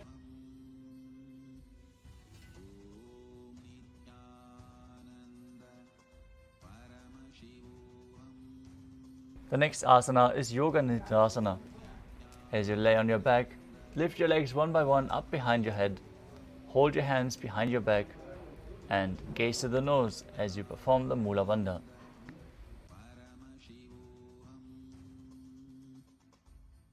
पादाभ्यां वेष्टयेत् कण्ठं. हस्ताभ्यां पृष्ठबन्धनम्.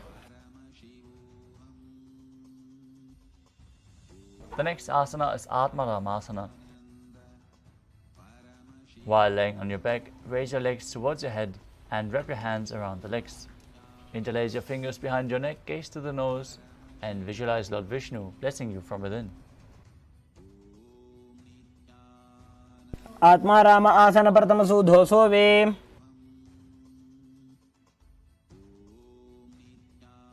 The next asana is Kochikasana. Now lay on your back, knees to the chest, soles facing up. Extend your arms sideways and gaze to your third eye as you visualize Swamiji in your inner space and perform the Mula Bandha. दो हाथ सीधा सा करे, 300 ube Sapa करे. Next up is the Jatara Parivritti. This asana consists of 3 steps.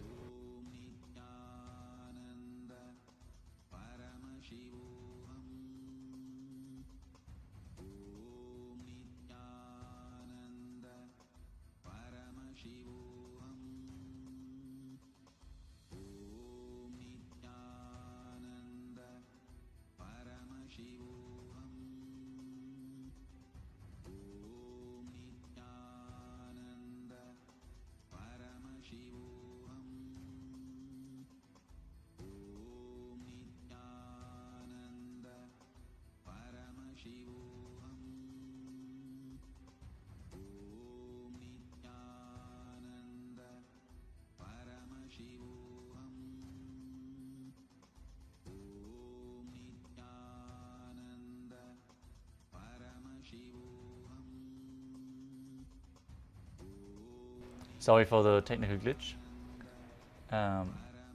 We are now going to the Jata. Your back and push. Keep your arms reaching out to the sides at shoulder level, and then place one knee bent to the ground at the side as you keep the other leg extended straight. Then keep both knees bent to the side, and then extend both legs straight to the side, holding onto the feet with your hand and gazing in the opposite direction as you visualize Swamiji and perform the Mula Bandha. परिवृत्ति कुक्षे भागे त्रिधा हि परिकीर्तितः. Now we are going to repeat the asana on the other side. So extend your arms out to the side. Bring the other knee bent to the ground with the opposite leg extended. Then bring both knees bent to the side. Then extend both legs to the side. Hold onto the feet and gaze away from the feet. प्रतिक्रियायुतं द्वन्द्वपीठः सर्वबलप्रदम्.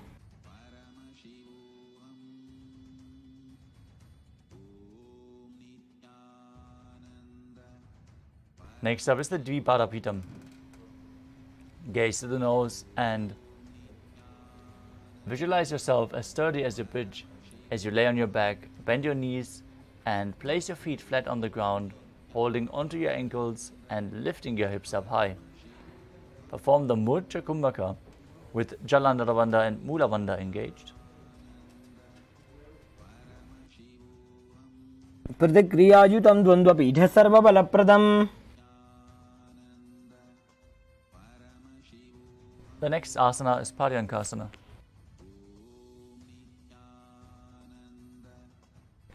As you lay on your back, place your feet flat on the mat and bring your arms over your head, placing your hands flat on the mat as well. With the fingers pointing towards the feet, lift your entire body up off the ground and visualize yourself as sturdy as stone furniture while breathing in Sahaja Kumbhaka. उत्तानशयनं हस्ततलाभ्यां भूमिं वष्टभ्य.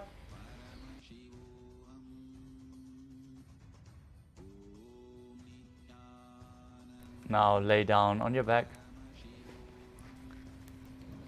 Pull your knees to the chest and keep your hands on the shoulders as you move your hips in a circular motion, visualizing yourself as a dog playfully rolling around on its back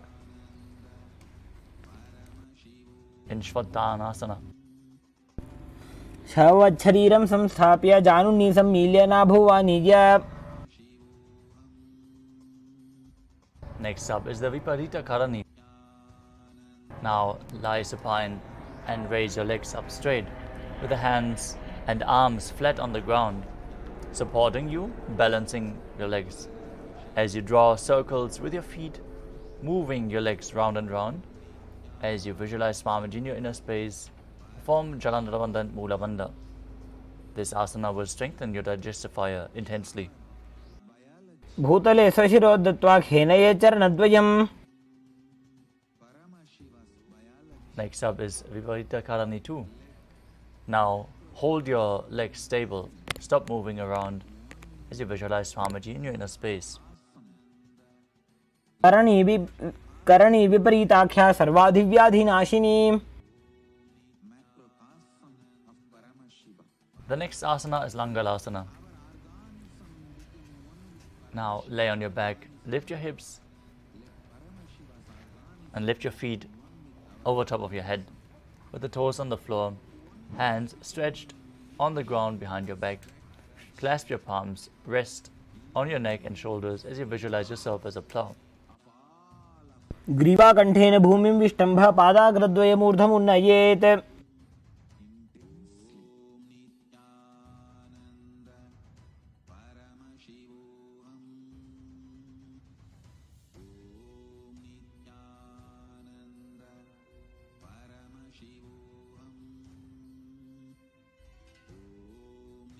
The next asana is Shaita Paschimottanasana. Now lie on your back, legs over your head, and hold onto your feet with the arms and legs straight. This is one of the 84 different asanas revealed directly by Lord Paramashiva himself. तानं शयित्वात् कुर्वीत शयितपश्चिमतानकम्.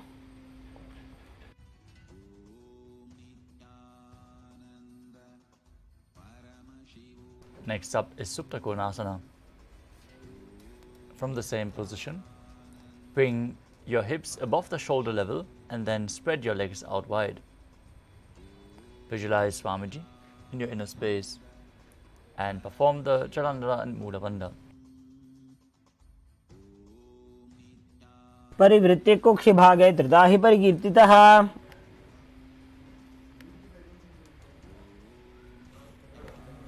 Next up is Chakrasana.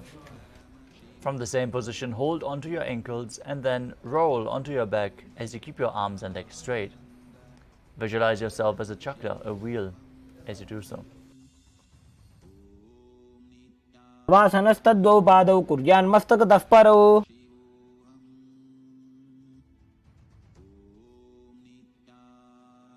Next up is Supta Prasarita Padangushtasana. As you lay on your back, keep your legs vertical and hold onto the big toes in Prana Mudra. Then open up your legs wide to the side as you visualize Swamiji.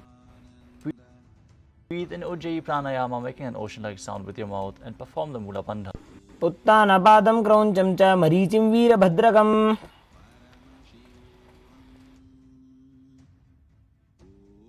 Now join your feet back together above your body. Keep your legs and arms straight in Supta Padangushtasana as you visualize Swamiji in your inner space. उत्तानपादं क्रौञ्चं च मरीचिं वीरभद्रकम्. Next up is Matsyasana. From Supta Padangushtasana, place your legs in Padmasana and then lay flat on the mat with your arms above your head, holding onto opposite shoulders, opposite elbows, as you gaze to the nose and visualize Matsya, the fish avatar of Vishnu. मुक्तपद्मासनं कृत्वा उत्तानशयनं चरेत्.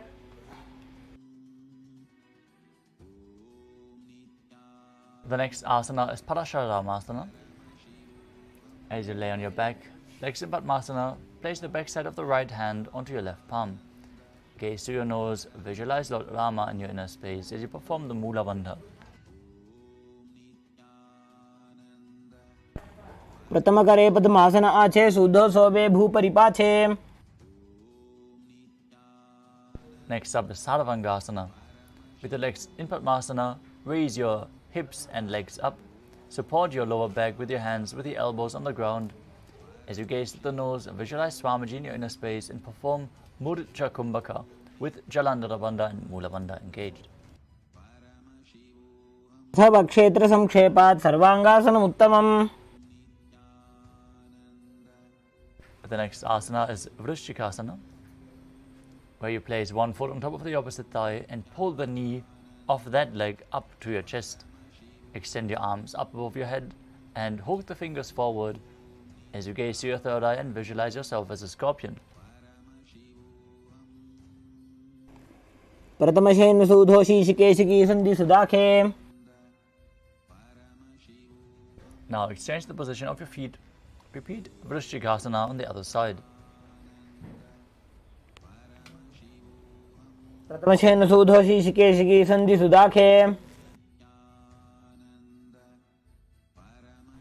Next up is Vrishaparakshipasana.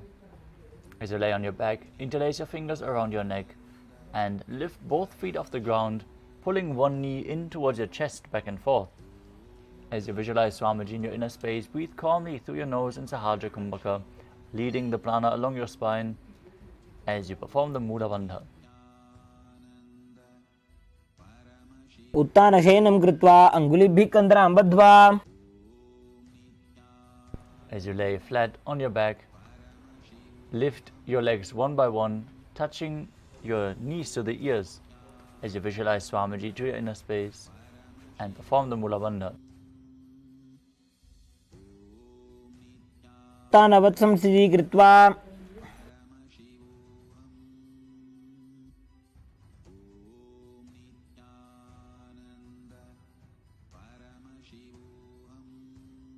The next asana is Vrikasana.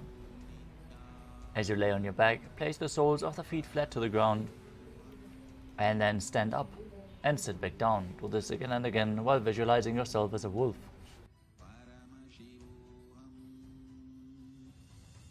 उत्थानशयनं कृत्वा पादतलाभ्यां भूमिं धृत्वा. The next asana is Luthasana. As you lay on your back, quickly throw your legs up above your head and completely roll over. Repeat it again and again as you finish in a prone position, visualizing Swamiji in your inner space.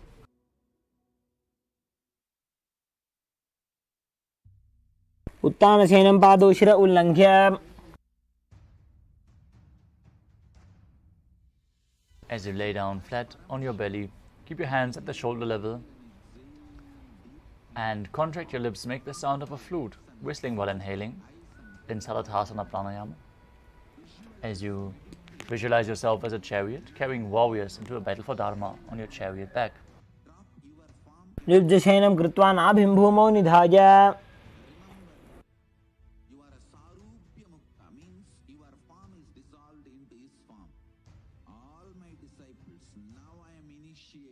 Next up is Dehalyullanganasana.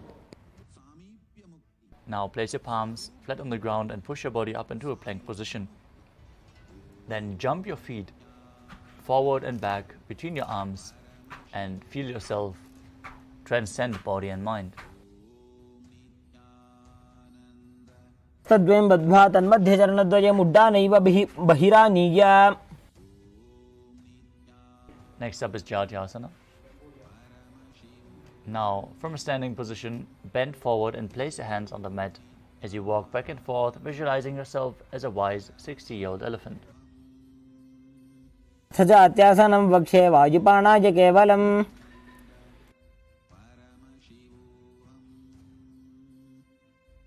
Next up is Loritika. Now stand with your knees bent, feet pointing outwards, and bend your elbows. Keep your hands at the chest level. Swiftly move the arms across the body and then bring them back to the center. Tilt your head back, open up your chest towards the sky, and move your head in all directions.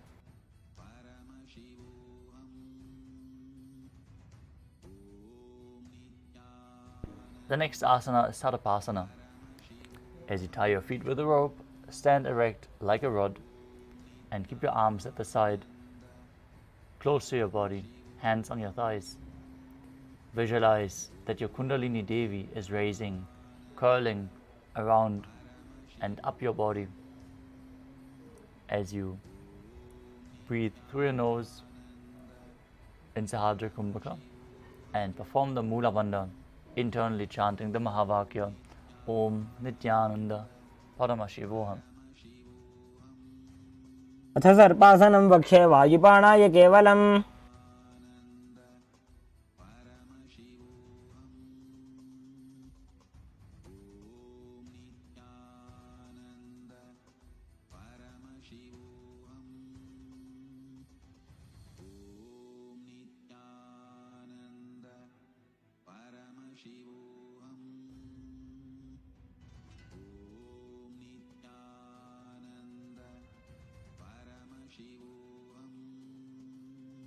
The next asana is Ushta Sadhanasana.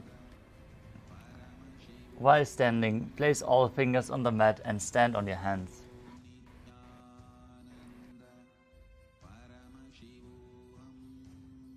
Hold your toes from the front as you begin to move around on the mat, visualizing yourself as a camel, performing the Mula Bandha. मुष्टिकनिष्ठिका प्रदेशेन भूमौ निधाय. Next up is Ashvasana. From the same position, hold on to the feet from the outside as you walk around, visualizing yourself as a horse. मुष्टिकनिष्ठिका प्रदेशेन भूमौ निधाय. Next up is Kapota Nitakasana. Stand straight with the feet together, interlace your hands behind your back in Padusha Mudra and pull your arms down towards the calves as you open up your chest widely. Visualize yourself as a soaring bird, diving headfirst in rapid speed. Perform the Mula Bandha as you do so.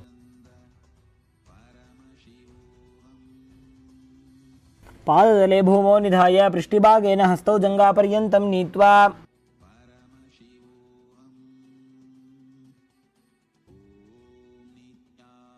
Next up is Tala Pushpa Buddham Karana.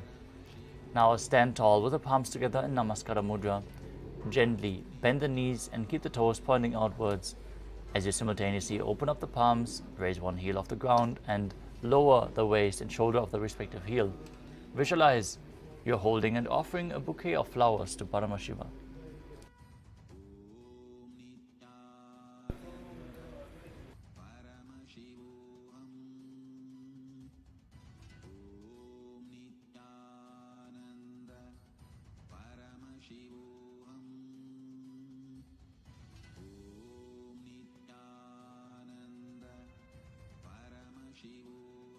The next asana is Khadgasana.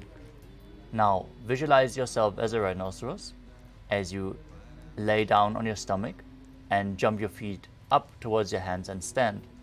Bring your palms together, forming the horn of the rhinoceros in Namaskara Mudra as you gaze to the nose and perform the Mula Bandha.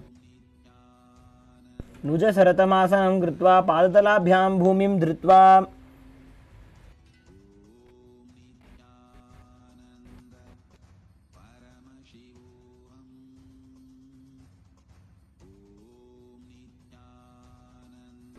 Away or as low as you can to the ground. Stand up and do this again and again. While gazing to the nose, visualize Swamiji in your inner space and perform the Mula Bandha.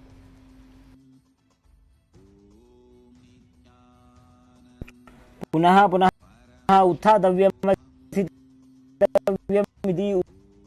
उत्थारोत्थानं भवति.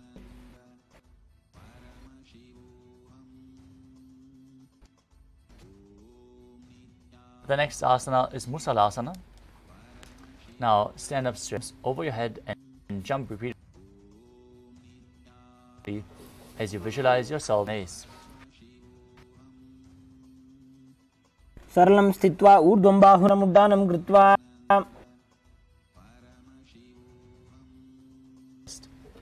down with the other leg. Stand back up. Alternate on both sides as you gaze to the nose and visualize Swamiji in your inner space. एकैकं पादतलं कुक्षौ निधाय तिष्ठेत् उत्शीर्षकं भवति. Parshvajanukarana. Now stand and keep one leg slightly bent with the toes pointing to the side. Bend and lift the opposite knee and pull it towards your chest with the hand in a fist. Place the other hand on top of the thigh with the fingers pointing.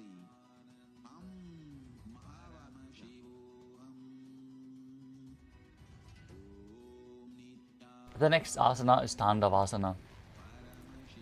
As you visualize yourself fiercely dancing as Lord Shiva, stand on one leg, the opposite leg extended forward, and lower your body down to the mat and stand back up. You can hold weights if you want to intensify this asana. एकेन पादेन स्थातव्यं ताण्डवासनं भवति. The next asana is Brahmanasana. Now place the left foot on the opposite thigh and stand erect on the mat like a rod, with the hands by the sides, visualizing yourself being blessed by Lord Brahma.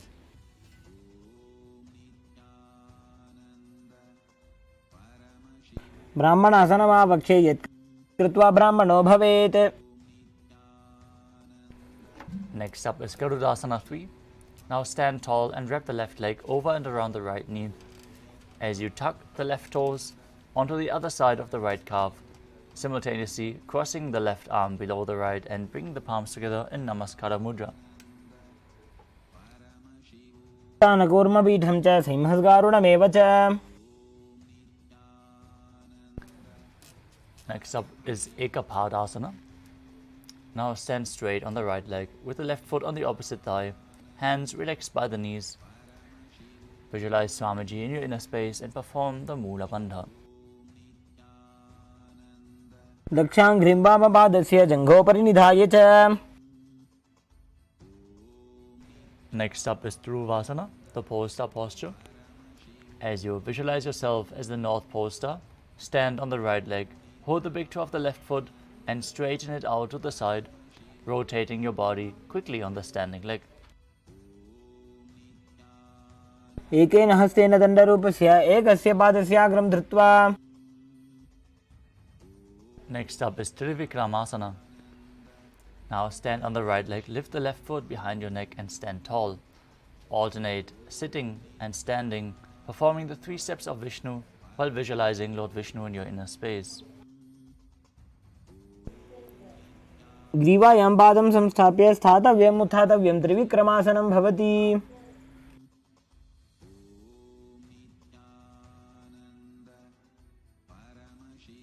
Now repeat the Parshvajanukarana on the other side.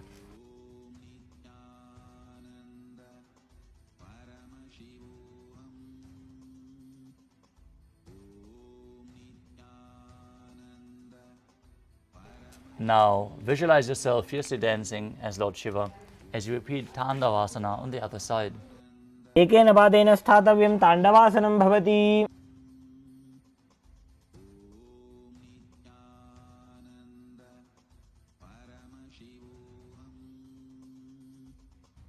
Now repeat Brahmanasana on the other side while visualizing yourself being blessed by Lord Brahma. ब्राह्मणासनमावक्षेजित् कृत्वा ब्राह्मणो भवेत्. Now repeat Garudasana 3 on the other side, intertwining arms and legs, hands in Namaskara Mudra, visualizing yourself as Lord Garuda. नगोर्मपीठं च संहस्गारुडमेव च.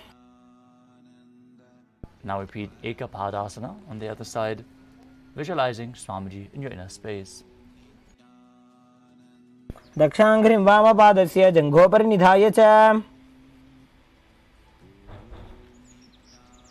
Now repeat Dhuruvasana, the pole star posture on the other side, visualizing yourself as the North Pole Star. एकेन हस्तेन दण्डरूपस्य एकस्य पादस्य अग्रं धृत्वा. Now repeat Trivikramasana on the other side. If you can't, bring your leg behind your neck, pull it up towards your chest, and then sit down and stand back up. ग्रीवायां पादं संस्थाप्य स्थातव्यम् उत्थातव्यं त्रिविक्रमासनं भवति.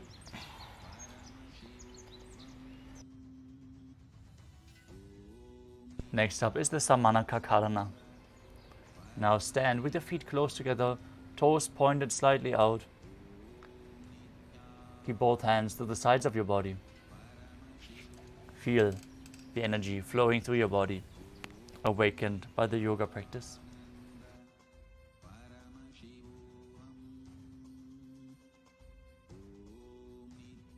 As we move on to the final 100 asanas of the sequence, starting with Gorak Anjali Asana. Now stand erect and bend forward. Bring both hands underneath the knees and make a finger lock in Parusha Mudra. Sit in a squatting position, let the finger lock touch your navel. As you visualize the great sage Goraknath, founder of the Natha Yoga Hindu Sampradaya. Perform the Jivachala Kumbhaka. Inhale deeply, hold the breath and move the prana forcefully throughout your body, up and down and through your limbs, along with your mind, as you perform the Mula Bandha. प्रथमहि उभौ होए बाहुरी नीचौ पुनि होवे. Next up is Kanchi Asana. Now insert your hands between the thighs and calves. Wrap them around behind your butt, interlacing the fingers behind your back. Keep your chest up. Visualize Swamiji in your inner space and perform the Mula Bandha. ऊरुमध्यात् हस्तौ निवेश्य नितम्बं धृत्वा. Next up is Bhairu Asana.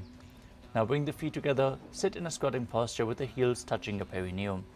Hold your hands at the back in Parusha Mudra as you gaze at the navel and visualize Bhagavan Kalavairava, the Lord of Time.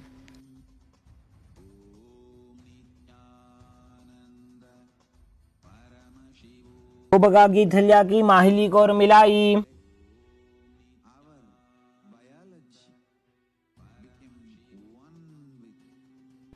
Next up is Varahasana.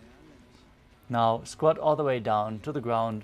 Keep your feet together, toes apart, and bring your elbows up close to your head. Join your palms behind your back as you gaze to the nose and visualize yourself as Varaha, the boar avatar of Lord Vishnu. पागथली की माहिली को और मिलाई फणा पानी उकड़ बैसे.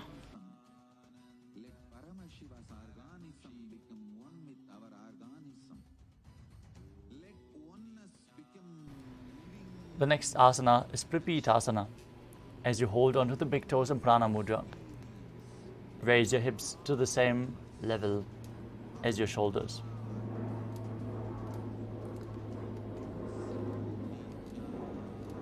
To the same level as your knees. Now, visualize Swamiji in your inner space and perform the Jivachala Kumbhaka, forcefully moving the prana up and down within your system. पार्श्विन्द्वे सम्मील्य स्थित्वा नितम्बं जानुप्रदेश आनीय.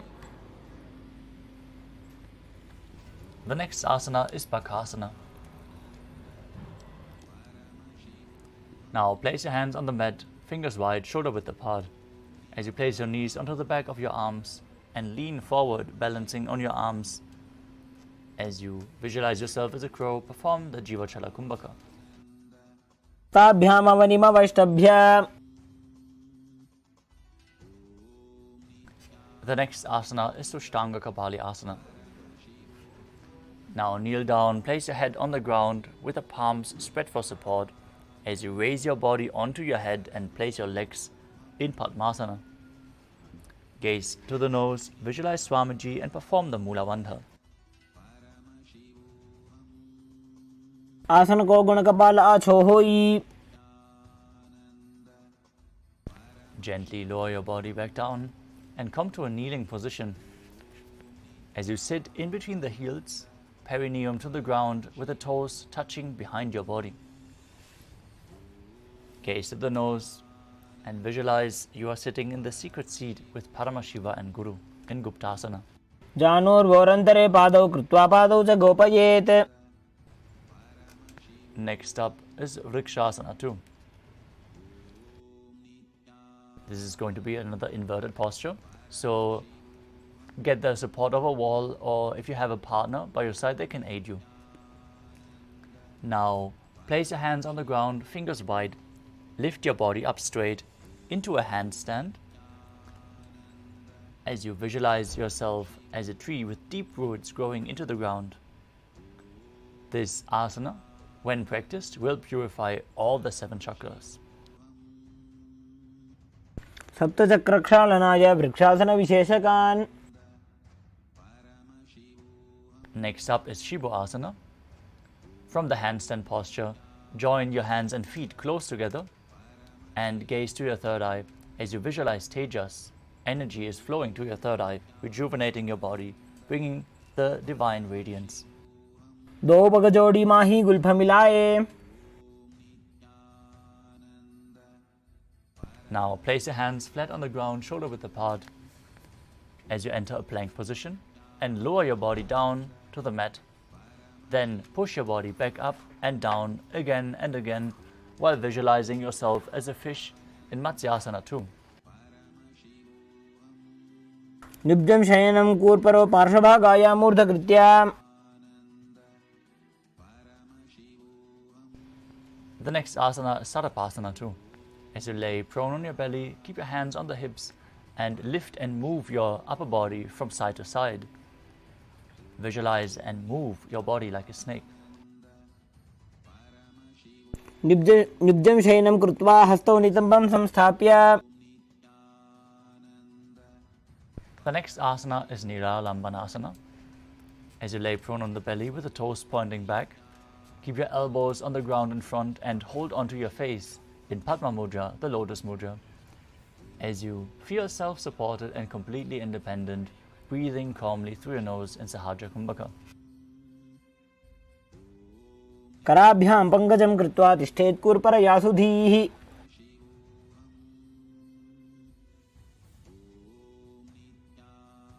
Next up is Chakrasana.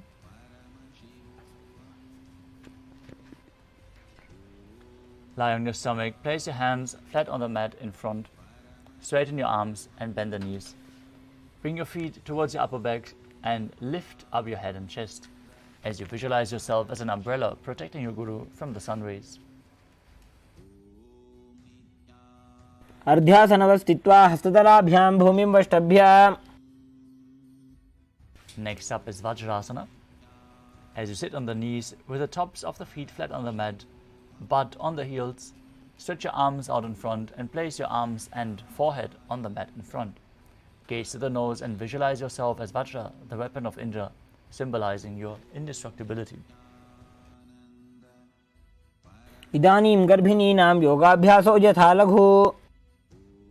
With your hands flat on the mat in front, push your hips up high, back into Gajasana. Then alternate striking the ground with your hands as you visualize yourself as powerful as a ram in Meshasana. गजासन संस्थितो एकैकं बाहुं भूमौ ताडयेत्.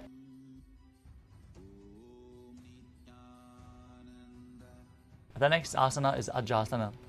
From Gajasana, lift your legs into the air and slowly bring your forehead towards the ground as you visualize yourself as unborn, existing for all eternity. गजासन संस्थितो पादद्वयमन्तराळे कृत्य. Next up is Dhanantalasana. As you sit on the heels with your legs together, interlace your fingers around the toes and pull the feet towards your perineum. Then place your hands on top of the knees.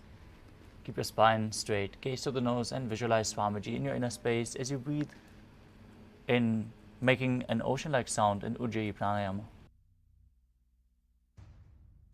पूरव विधि परिहाता की काकसी से उभना शरा मोड़ी. Next up is the Angamotanam. Now interlace your fingers in front and then behind your body as you stretch your arms forward to the sides, backwards and up, giving massage to various different joints and muscles of your body. Visualize Swamiji in your inner space, perform the Mula Bandha. Internally, chant the Mahavakya, Om Nithyananda Paramashivoham. हस्तयोः अङ्गुलिर्बद्ध्वा हस्तयोर्मध्यात् सर्वमङ्गं निष्कासयित्वा.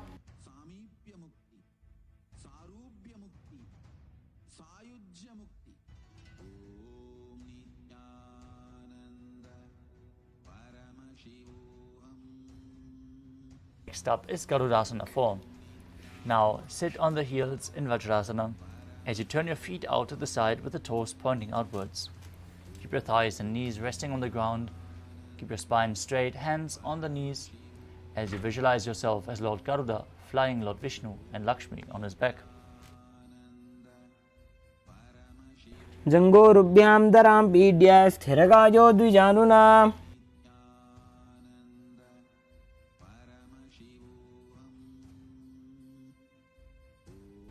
Next up is Ananda Mandirasana. As you sit with your legs folded back, toes pointing backwards, knees wide, holding on to your ankles, gaze to your third eye and visualize yourself residing in the blissful space of a temple. अथ वक्षे वीरनाथ आनन्दमन्दिरासनम्. Next up is Mandukasana 2. As you sit with your knees wide, feet overlapping on top of your ankles, keep your hands under the knees and gaze to your nose as you perform the Manduki Mudra with your tongue, pressing the tongue up against the palate of your mouth, visualizing yourself as a frog, performing Ujjana Bandha and Mula Bandha. पृष्ठं सम्पेड्य कुल्भाभ्यां जान्वङ्गे सबलयाकृतिः. Next up is Narasimhasana. As you keep your toes tucked on the mat with the heels up and joined together, place your perineum on top of the heels, your palms on the ground in front with the fingers spread wide, thumbs touching and the palms of your hand touching the toes. Now gaze to the nose and stick out your tongue as you exhale forcefully while visualizing Narasimha, the lion man avatar of Lord Vishnu. दो भणा पाणी होय वैसे AD mail रोदानी वैसे. Next up is Vishrakasana.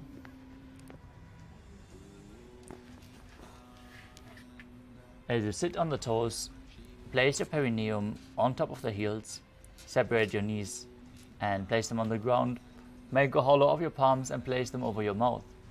Keep your thumbs under the teeth, close your lips, and gaze to the nose as you inhale through the right nostril and exhale through your mouth, visualizing yourself as Devi, victorious over any and all minuscule fears you might have. दोपगांगी एडी जोई गोड़ा फनोवान पुनि होई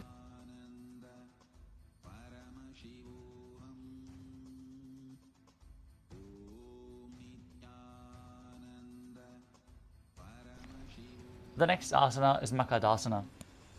As you keep the soles of the feet together, the top of the feet on the ground, sit on the heels and bend your elbows, bringing your fingers to the armpits. Imitate as if you were a monkey scratching yourself while visualizing yourself as a playful monkey. Gaze to your third eye as you perform the Mula Bandha and make an ocean-like sound with your mouth in Ujjayi Pranayama.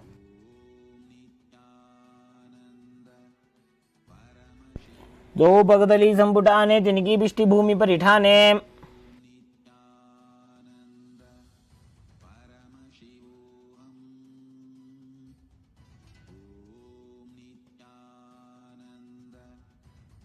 The next asana is Vajrasangarasana. Now stand on the toes with the soles of the feet together. Sit on your heels with the knees wide off the floor.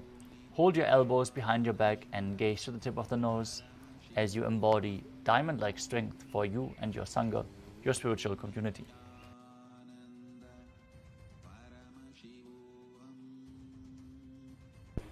प्रथम पणापाणी होए बैसे दो वेड़ी गुदानी वैसे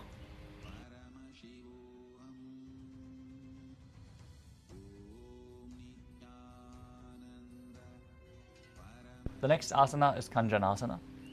As you keep the toes down, ankles crossed behind, sit on the heels as you place your palms on the mat to the sides, gaze to the nose, and visualize perfect health beyond any and all physical or mental ailments while engaging Uddiyana Bandha and Mula Bandha. हञ्जनासनमावक्षे यत्कृत्वा सुस्थिरो भवेत्. The next asana is Kurmasana. With your toes flat, cross your feet and place your perineum onto the back of the heels. Then keep your knees wide on the floor, rest your hands on top of the knees as you gaze to the nose and visualize yourself as a turtle with a stable body and mind to live for centuries. उल्फौ च वृषणस्याधो विक्रमेण समाहितः. Next up is Yogasana.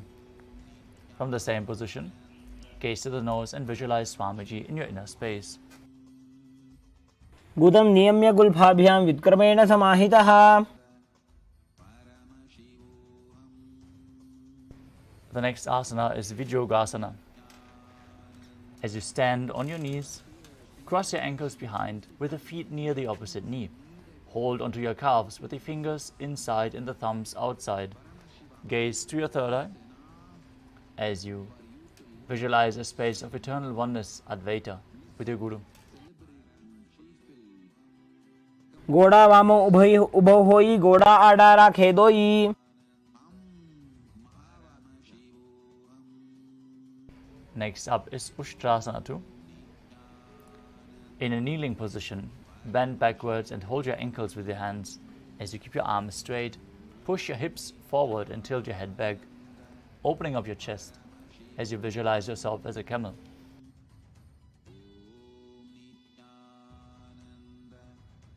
मेरुदण्डग्रन्थि दाढ्या संविपादयिषुः पुमान्. Next up is Jatyasana 2. With your heels together, hands on the soles of the feet, slowly lean back. First, bring it, then the back of your head. Gaze at yourself as a lotus blooming. दो एड़ी संपुट करे सोले मूलद्वारि तरिधरे.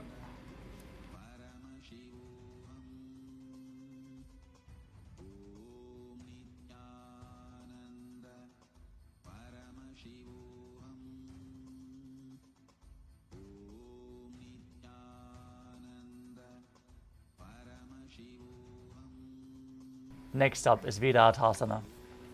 As you sit on the knees with your thighs and calves together, lean back and touch your back to the ground, then rise back up. Repeat this again and again. You can use the support of your hands if needed. Gaze to the nose and visualize the healing and liberation of all causal, subtle forms of your body. जंगा पृष्ठभूमो निदाज्य जंगोदरयोः ऊरुनि संस्थाप्य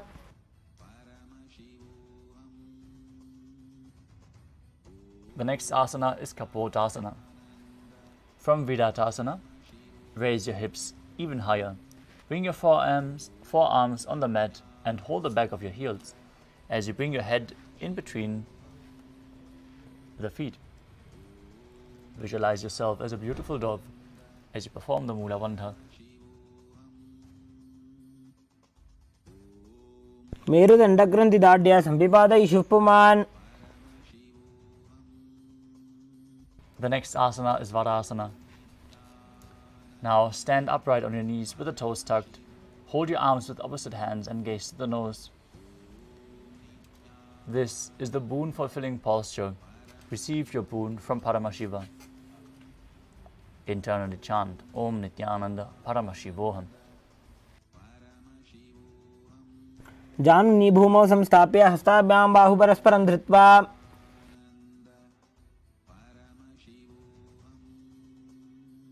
Next up is Varahasana too. As you keep your knees together, toes tucked, lean forward and bring your elbows to the mat, hands holding your head. Rest your perineum on the heels, with the heels raised, as you visualize yourself as Varaha, the boar avatar of Lord Vishnu. सूर्यं चन्द्रं भेदनानि आसनानि निकथ्यते.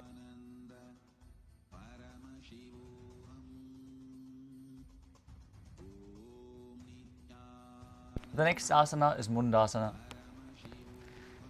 Now kneel down, place your elbows on the mat, shoulder width apart. Interlace your fingers, place your head on the mat, supporting it, holding it with your hands. As you walk your feet forward, raising the hips until they align with your shoulders, then jump your legs up and straighten them up towards the sky. Be stable and straight as you visualize yourself as a lopped tree. Gaze to the nose and perform the Mula Bandha in Mundasana. अधो मुण्डासनं पक्षे सर्वेषां प्राणिनां सुखम्.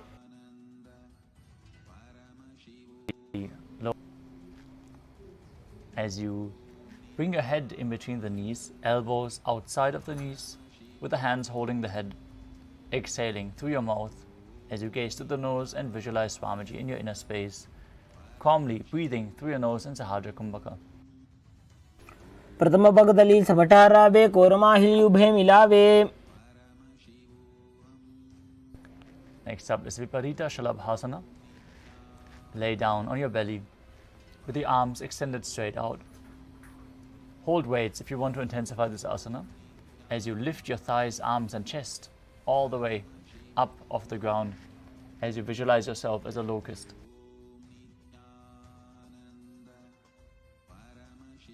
शलभासन भेदाश्च नटभेरुण्ड नामके. The next asana is Kapalasana.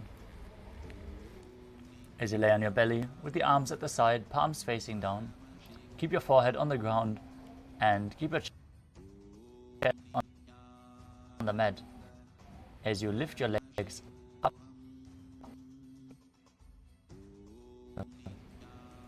Visualize a skull representing the mind with purified thoughts and the strong will to attain.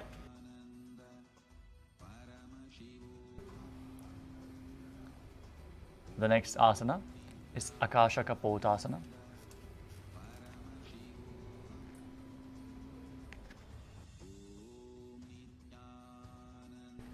Now lie on your stomach, hands by the sides, as you lift your legs up over your head and feet on the mat in front of your head.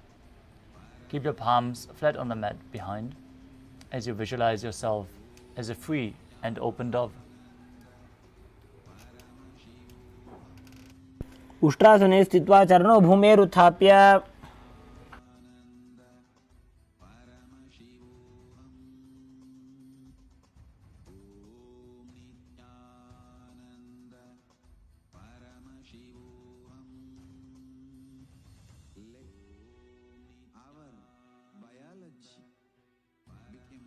The next asana is Chatakasana.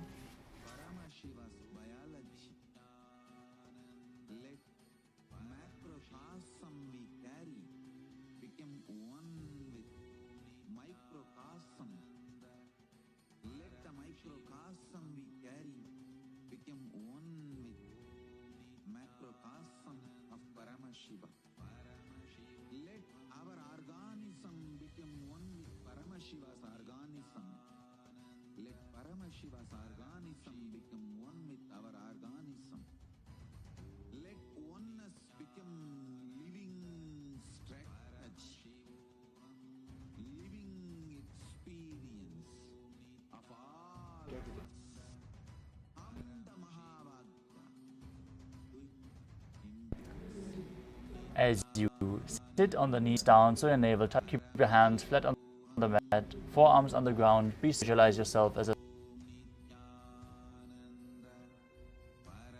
परपर्यन्तौ हस्तौ धरावोष्टभ्याम्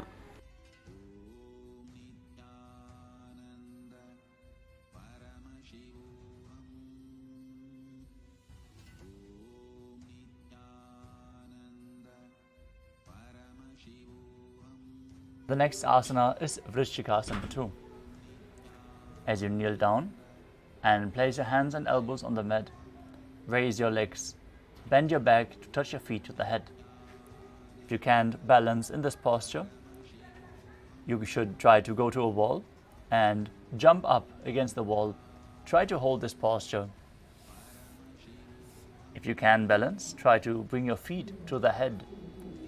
Lift your chin and hold this posture as you gaze forward in Shambhavi Mudra, visualizing yourself as a scorpion with your legs as the stinger. Breathe calmly through your nose in Sahadra Kumbhaka as you perform the Mula Bandha and internally chant the Mahavakya Om Nithyananda Paramashivoham.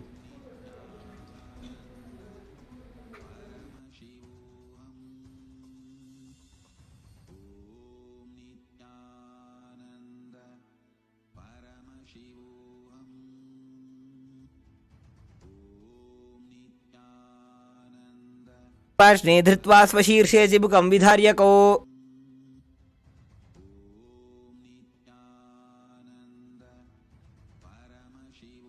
The next asana is Vrishasana. Now place your perineum down on the right heel as you keep the left foot outside the hip, ankle to the side, with the toes pointing outwards. Place your hands on the mat in front. Visualize yourself as a bull as you start breathing in Antarangaka Kumbhaka. Forcefully inhale through your nose. Hold the breath for a short while and then slowly exhale through the nose again.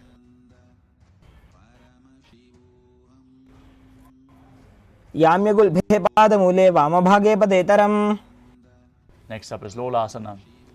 From a kneeling position, foot over top of the right as you balance above the mat, visualizing Swamiji in your inner space. लोलासनं सदा कुर्यात् वायुलोलापघातनात्. From Lolasana, bring your perineum straight on the other heel as you repeat Vrishasana on the other side, visualizing yourself as a bull.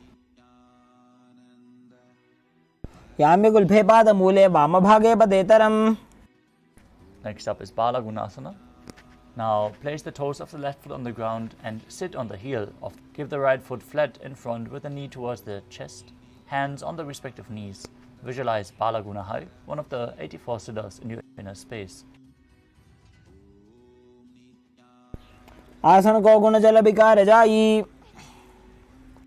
Next up is Grahasana. Now squat with the feet flat on the mat. Bring your elbows under the thighs and wrap the hands around the shins. Hold onto the ankles from the outside while visualizing yourself as the entire planet. पादतले भूमौ संस्थाप्य जानुमध्यकूर्परौ स्थाप्य. Now repeat Bala Gunasana sit on the other heel, hands on the knees, visualize Balagunahai. आसन को गुण जल विकार जाई. Next up is Utkatasana. Hold weights if you want to intensify this asana. Now squat on the toes with the heels up, knees off the mat, perineum on the heels, hands on the respective knees. Keep your spine straight. Visualize Swamiji in your inner space. युजास्पिजोऽसीयत ऊर्वजाततलद्वयोपरि. Next up is Vajrasangadasana. With the soles of the feet together behind as you keep your knees wide off the ground. Hold your elbows behind your back and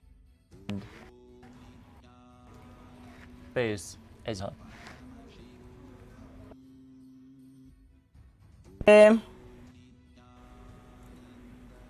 Next up is Anilasana.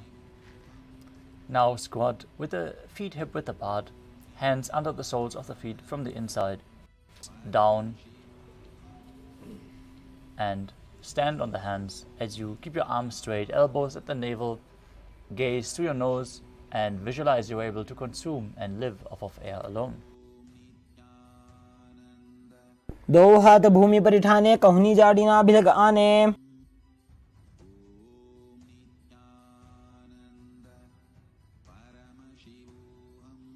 The next asana is Padukasana.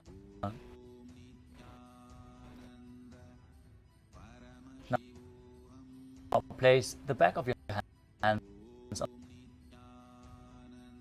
the mat.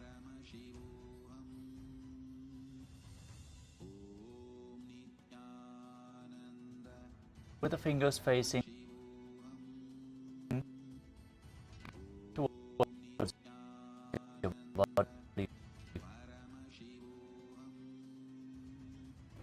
Step your feet onto the hands, around the feet like a shoe.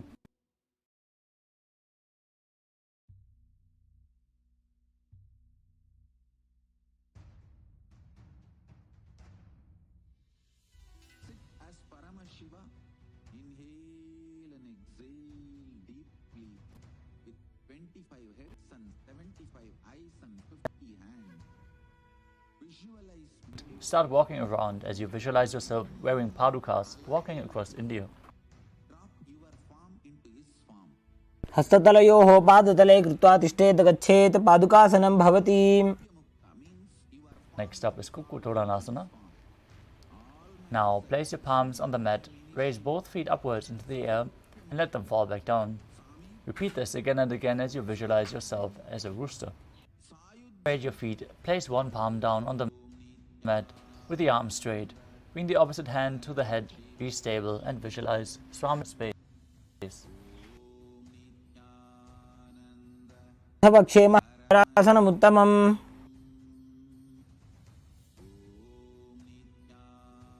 Now place the other hand to the ground. Repeat Kunjarasana on the other side. अथवा क्षेमहादेव कुञ्जरासनमुत्तमम्. The next asana is Kadambasana. Now sit on the ground with the feet flat, heels close to your body as you hold on to the respective ankles and lift your feet off the ground while visualizing the Kadamba tree, a pious tree that promotes a long life. पार्श्निभ्यां भूमिं वष्टभ्य हस्तद्वयेन गुल्फौ धृत्वा.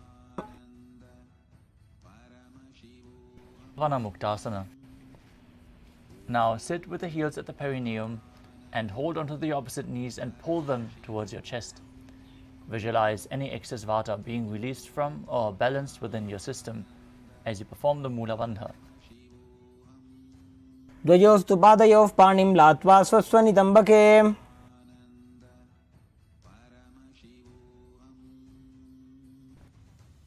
The next asana is Chakrasana. As you sit and lift one leg behind your head. If you can't, lift it up. The opposite leg extend place both hands and lift your entire body. Mat. Gaze to your third eye and visualize yourself as a powerful Sana too. Now hold onto the big toes in Prana Mudra. As you keep one leg straight and the other one pulled, visualize yourself as a bow as you perform the Mula Bandha. पादाङ्गुष्ठौ तु पाणिभ्यां गृहीत्वा श्रवणावधि.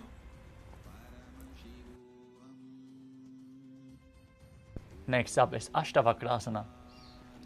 As you lift the left leg over top of the left shoulder, bring the right foot across, hook at the top of the left foot and extend your leg out to the side. Back on your hands as a flying crane. वासिष्ठमदकौण्डिन्यमूर्धकुक्कुटमेव च.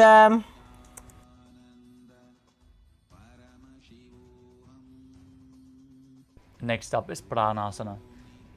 As you place the right foot, bring the left foot flat on the ground. Press the right knee down as you bring the left shoulder underneath the raised leg with a hand flat on the mat. Gaze to your third eye and visualize you're immortal, able to exist solely from prana. एतत् प्रभेदं वक्ष्यामि करोति यस्य चामरः.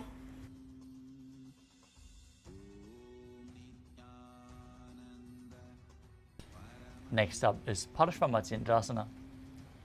Now, place one heel at the opposite hip, step the other leg over top of the knee, twist your body, bring the arm underneath the raised leg and hold your hands behind your back. Gaze to your third eye and visualize the master of Hatha Yoga.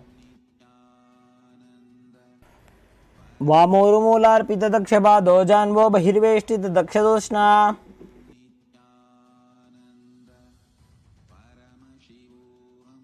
Next up is Chakorasana on the other side, behind your neck. Lift your body off the mat. As you keep the other leg extended, visualize yourself as a powerful source of energy. पूर्वतानं चतुष्पादपीठं वज्रासनं तथा. Next up is Sanurasana 2 on the other side. Hold on to the big toes of the respective feet. Pull one foot towards your ear and keep the other leg extended. Visualize yourself as a bow as you perform the Mula Bandha.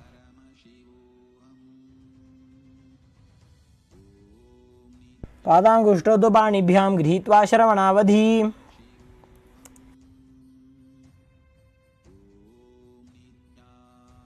Next up is Ashtavakrasana on the other side. Now bring the other foot over top of the shoulder, hook the opposite leg atop, and extend the legs to the side as you balance mid-air, visualizing yourself as a flying crane. वासिष्ठमथ कौण्डिन्यमूर्धकुक्कुटमेव च. Now repeat Pranasana on the other side, over top of the opposite leg, knee down to the ground, shoulder underneath the raised leg, visualizing yourself as immortal and able to exist from prana. एतत् प्रभेदं वक्ष्यामि करोति यस्य चामरः. Now repeat Parashvamatsyendrasana on the other side. One heel at the other foot over top, knee raised, hands interlocked behind your back. Visualizing Sage Matsyendranath as you gaze to your third eye. वामोरुमूलार्पितदक्षपादो जान्वो बहिर्वेष्टितदक्षदोष्णा. The next asana is Ardha Paschimottanasana. As you keep one leg straight, press your perineum with the other heel, lean down and hold onto the front foot with both hands.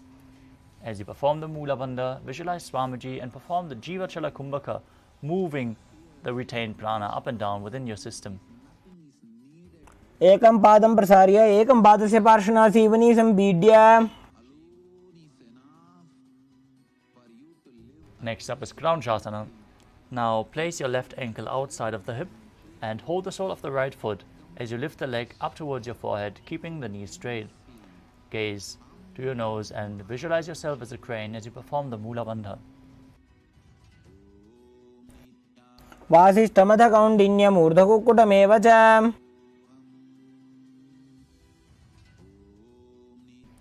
Now repeat Ardha Paschimottanasana on the other side. एकं पादं प्रसार्य एकं पादस्य पार्श्वनासीविनी सम्पीड्य. Now bring the other foot outside of the hip as you repeat Crown Shasana on the other side. वासिष्ठमथ कौण्डिन्यमूर्धकुक्कुटमेव च.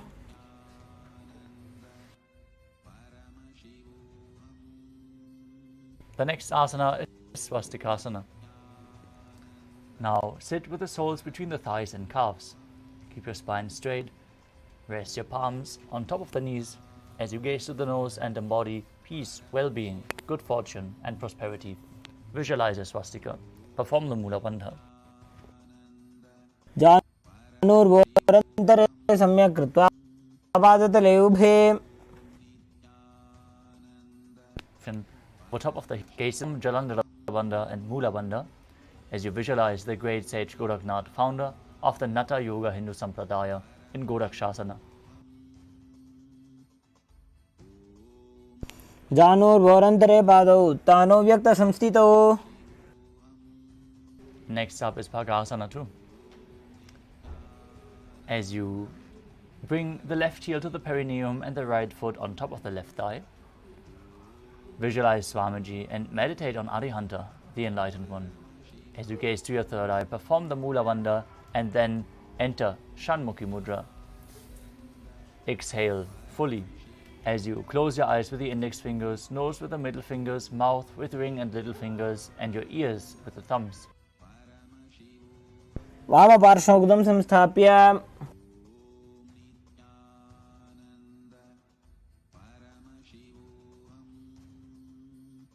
The next asana is Yogasana 2. As you place your feet on top of the opposite knees, place your hands on the ground beside you with the palms facing up. Keep your spine straight, gaze to the nose and visualize Swamiji in your inner space as you roll up your tongue and stick it out, keeping your mouth in the shape of the beak of a crow, inhaling through the rolled up tongue in Kaka Chanchu Kumbhaka. Exhale through your nose.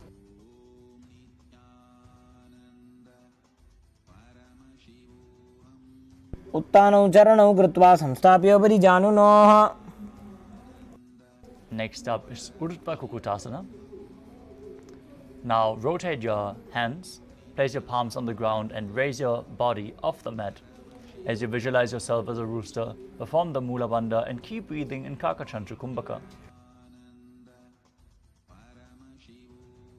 वासिष्ठमथ कौण्डिन्यमूर्धकुक्कुटमेव च. Next up is Siddha Haratali Asana. From Padmasana, insert both hands through the knees and place them on the mat. Don't lift your body off the mat. Stay seated on the mat. Gaze to the nose. Visualize Swamiji in your inner space. Keep breathing in Kakachantra Kumbhaka. प्रथम पद्मासन को करे हस्तुदो वो गोडासन दिधरे. Now from Siddha Haratali Asana, push your hands into the mat. Raise your body up in Hamsasana, gazing to the nose and visualizing yourself as an elegant swan. Kukkutasana स्थित्वा स्कंदपर्यन्तं ऊरोनि नीत्वा. The next asana is Karmukasana. From Padmasana, place your hands between the thighs and calves and lean forward as you push your hands behind your back. Place your forehead on the mat and hold your hands in Parashu Mudra as you visualize yourself as Pinaka, Lord Shiva's bow.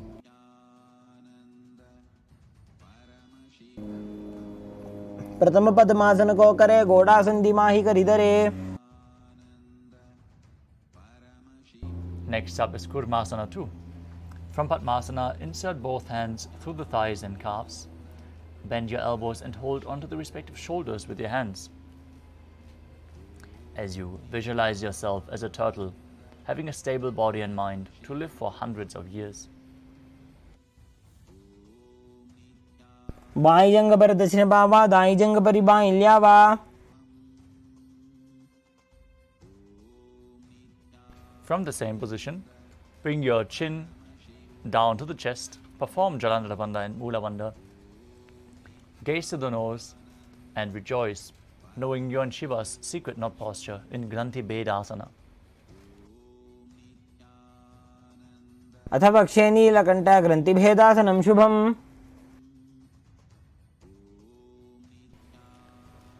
As you enter the same position, with the hands between the thighs and calves, holding on to the opposite shoulders, roll onto your back and embody a turtle laying on its back in Uttana Kurmasana.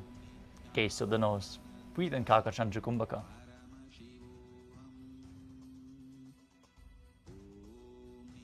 कुक्कुटासनबन्धस्थं कराभ्यां धृतकन्धरम्. Now come back up, sit in Padmasana and place both hands through the gap of the thighs and calves.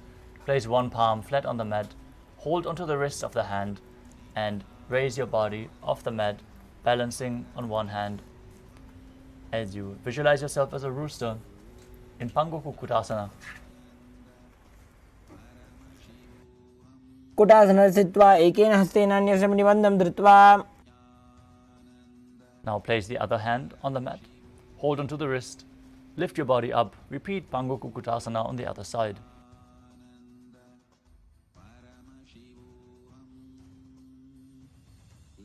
कुक्कुटासने स्थित्वा एकेन हस्तेन अन्यस्य निबन्धं धृत्वा. Next up is Kridrasana. From Padmasana, place your elbows on the toes, interlace your fingers in Parusha Mudra and rest your chin on the knuckles with the thumbs pressed against your throat. Visualize you have gone beyond all greed and covetous as you breathe in Kakachandra Kumbhaka and perform the Mula Bandha. जानुर्भोरन्तरे पादौ उत्तानो व्यक्तसंस्थितौ.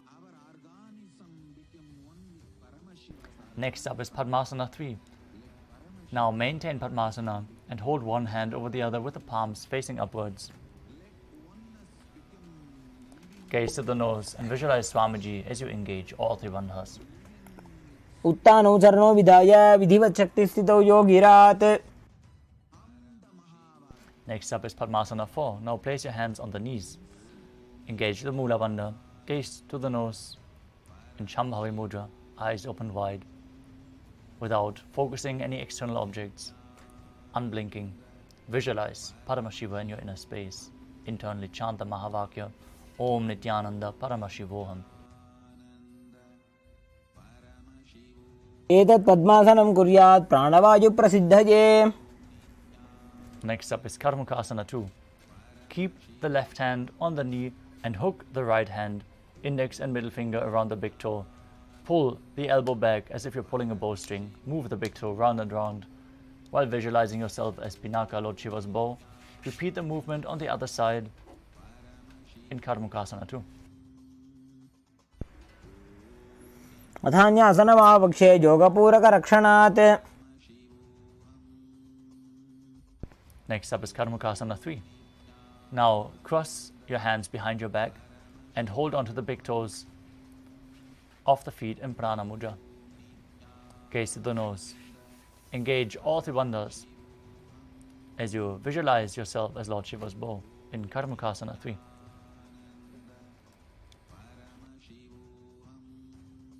कार्मुकासनमाक्षित्य उदरे पूरयेत् सुखं तदवायुर्वसो जाति कालेन सूक्ष्मवायुना. From the same position, lift your chest up, gaze to your third eye, and visualize yourself as the action of Paramashiva's third eye, destroying anything you come across. In Dridhasana.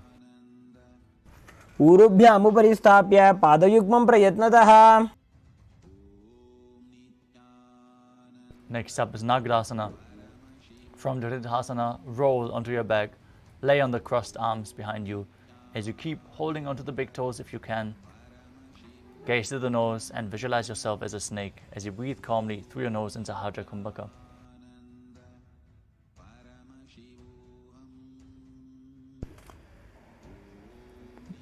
प्रथम पद्मासन कोटाने दो हाथ पाछाने आने. Now free your legs and your arms. Pull your knees to the chest.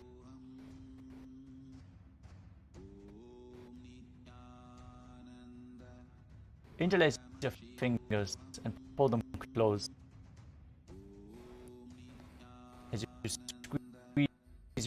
your body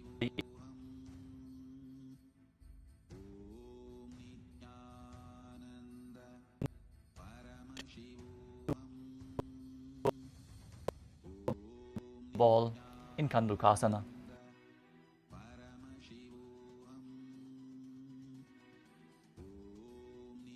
वेत्रासने स्थित्वा हस्तपादान् निष्कुष्य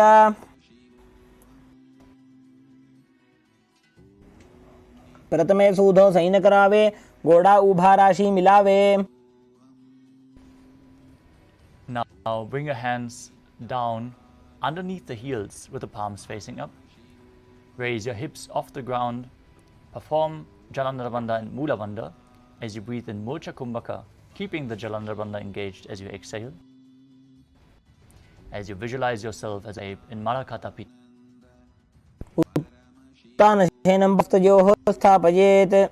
Next up is Uttana Shikhi Pitakasana. Keep breathing in Mudra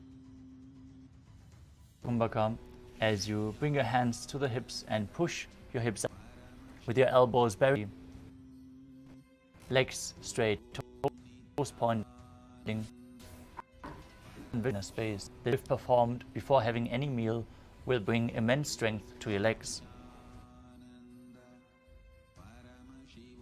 जङ्घोरुबलहीनश्चेत् उत्तानशिखि बीटकम्.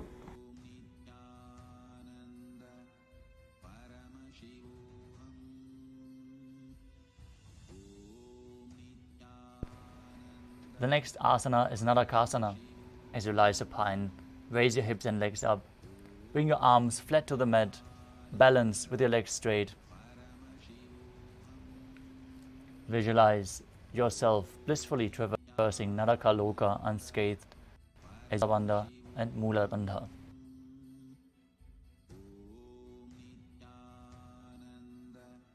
ग्रीवाकण्ठेन भूमिं विष्टम्भ पादाग्रद्वेत् नरकासनं भवति. Now bring your hands to the lower back, elbows on the mat, supporting your hips as you keep your legs straight and slowly lower and angle your legs. Core and visual boat Samsara. नौकावत् स्थित्वात् ऊर्ध्वं पादाग्रद्वयं नयेत्. Back to the mat. Keep your legs be straight as a flagpole as you visualize yourself as the Kailasa flag, respected across all nations in Dvajasana. तिर्यन् नौकावत् ग्रीवापृष्ठगोर्परैः भूमिं वष्टभ्य. Now lower your body flat to the mat as we enter the final asana of the sequence. Once more, pull the Kundalini Shakti up along your spine from the Muladhara to the Sahasrara. Forcefully pull it up in Shakti Chalan Mudra. Relax, unclutch from any movement of the body and mind. As you visualize your body is dead, is liberating you. Internally chant the Mahavakya Nithyananda Paramashivoham in Mritasana. Visualize, meditate, connect with him. He is a living, alive being. उत्तानं शववद्भूमौ शयनं तु शवासनं. शवासनं श्रमः चित्तविश्रान्तिकारणम्. सालोक्य मुक्ति, सामीप्य मुक्ति, सारूप्य मुक्ति, सायुज्य मुक्ति. ओम नित्यानंद परमशिवोहम. ओम नित्यानंद परमशिवोहम. ओम नित्यानंद परमशिवोहम. ओम नित्यानंद परमशिवोहम. ओम Nityanand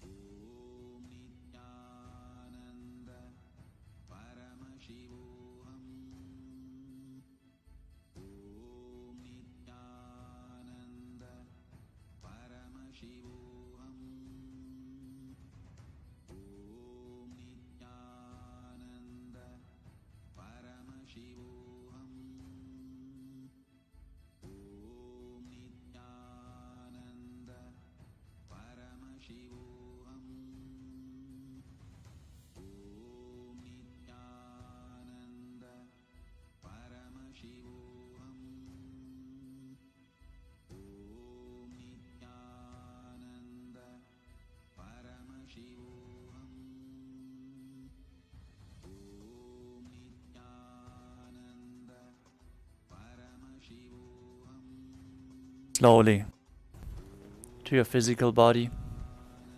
Start to wiggle your fingers and toes, your wrists and your ankles, your elbows and your knees.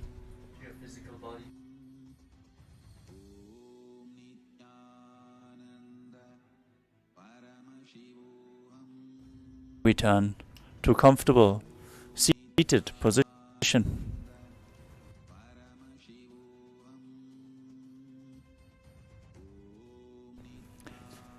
Congratulations for completing the Dvitiya Vinyasa Krama, all 308 asanas. With this, we are going to conclude today's Nithyananda Yoga session, but we are going to straight move on for manifestation. So stay, manifest the powers of Paramashiva now with Awaken Kundalini Shakti from the yoga practice. Let the energy set by manifesting the powers of Paramashiva. So sit straight with your head, neck and spine, hands and Namaskara Mudra and front. Close your eyes, take a deep breath. Visualize Swamiji in your inner space as we chant the Purna Mantra. Om Purnamadah Purnamidam Purnat Purnamudachyate Purnasya Purnamadaya Purnamevavashishyate. Om Shanti Shanti Shanti Harihi Om Tat Sat Sarvam Bhagavat Sri Nithyananda Paramashivam Padukarpanamastu. Om Nityam. Thank you.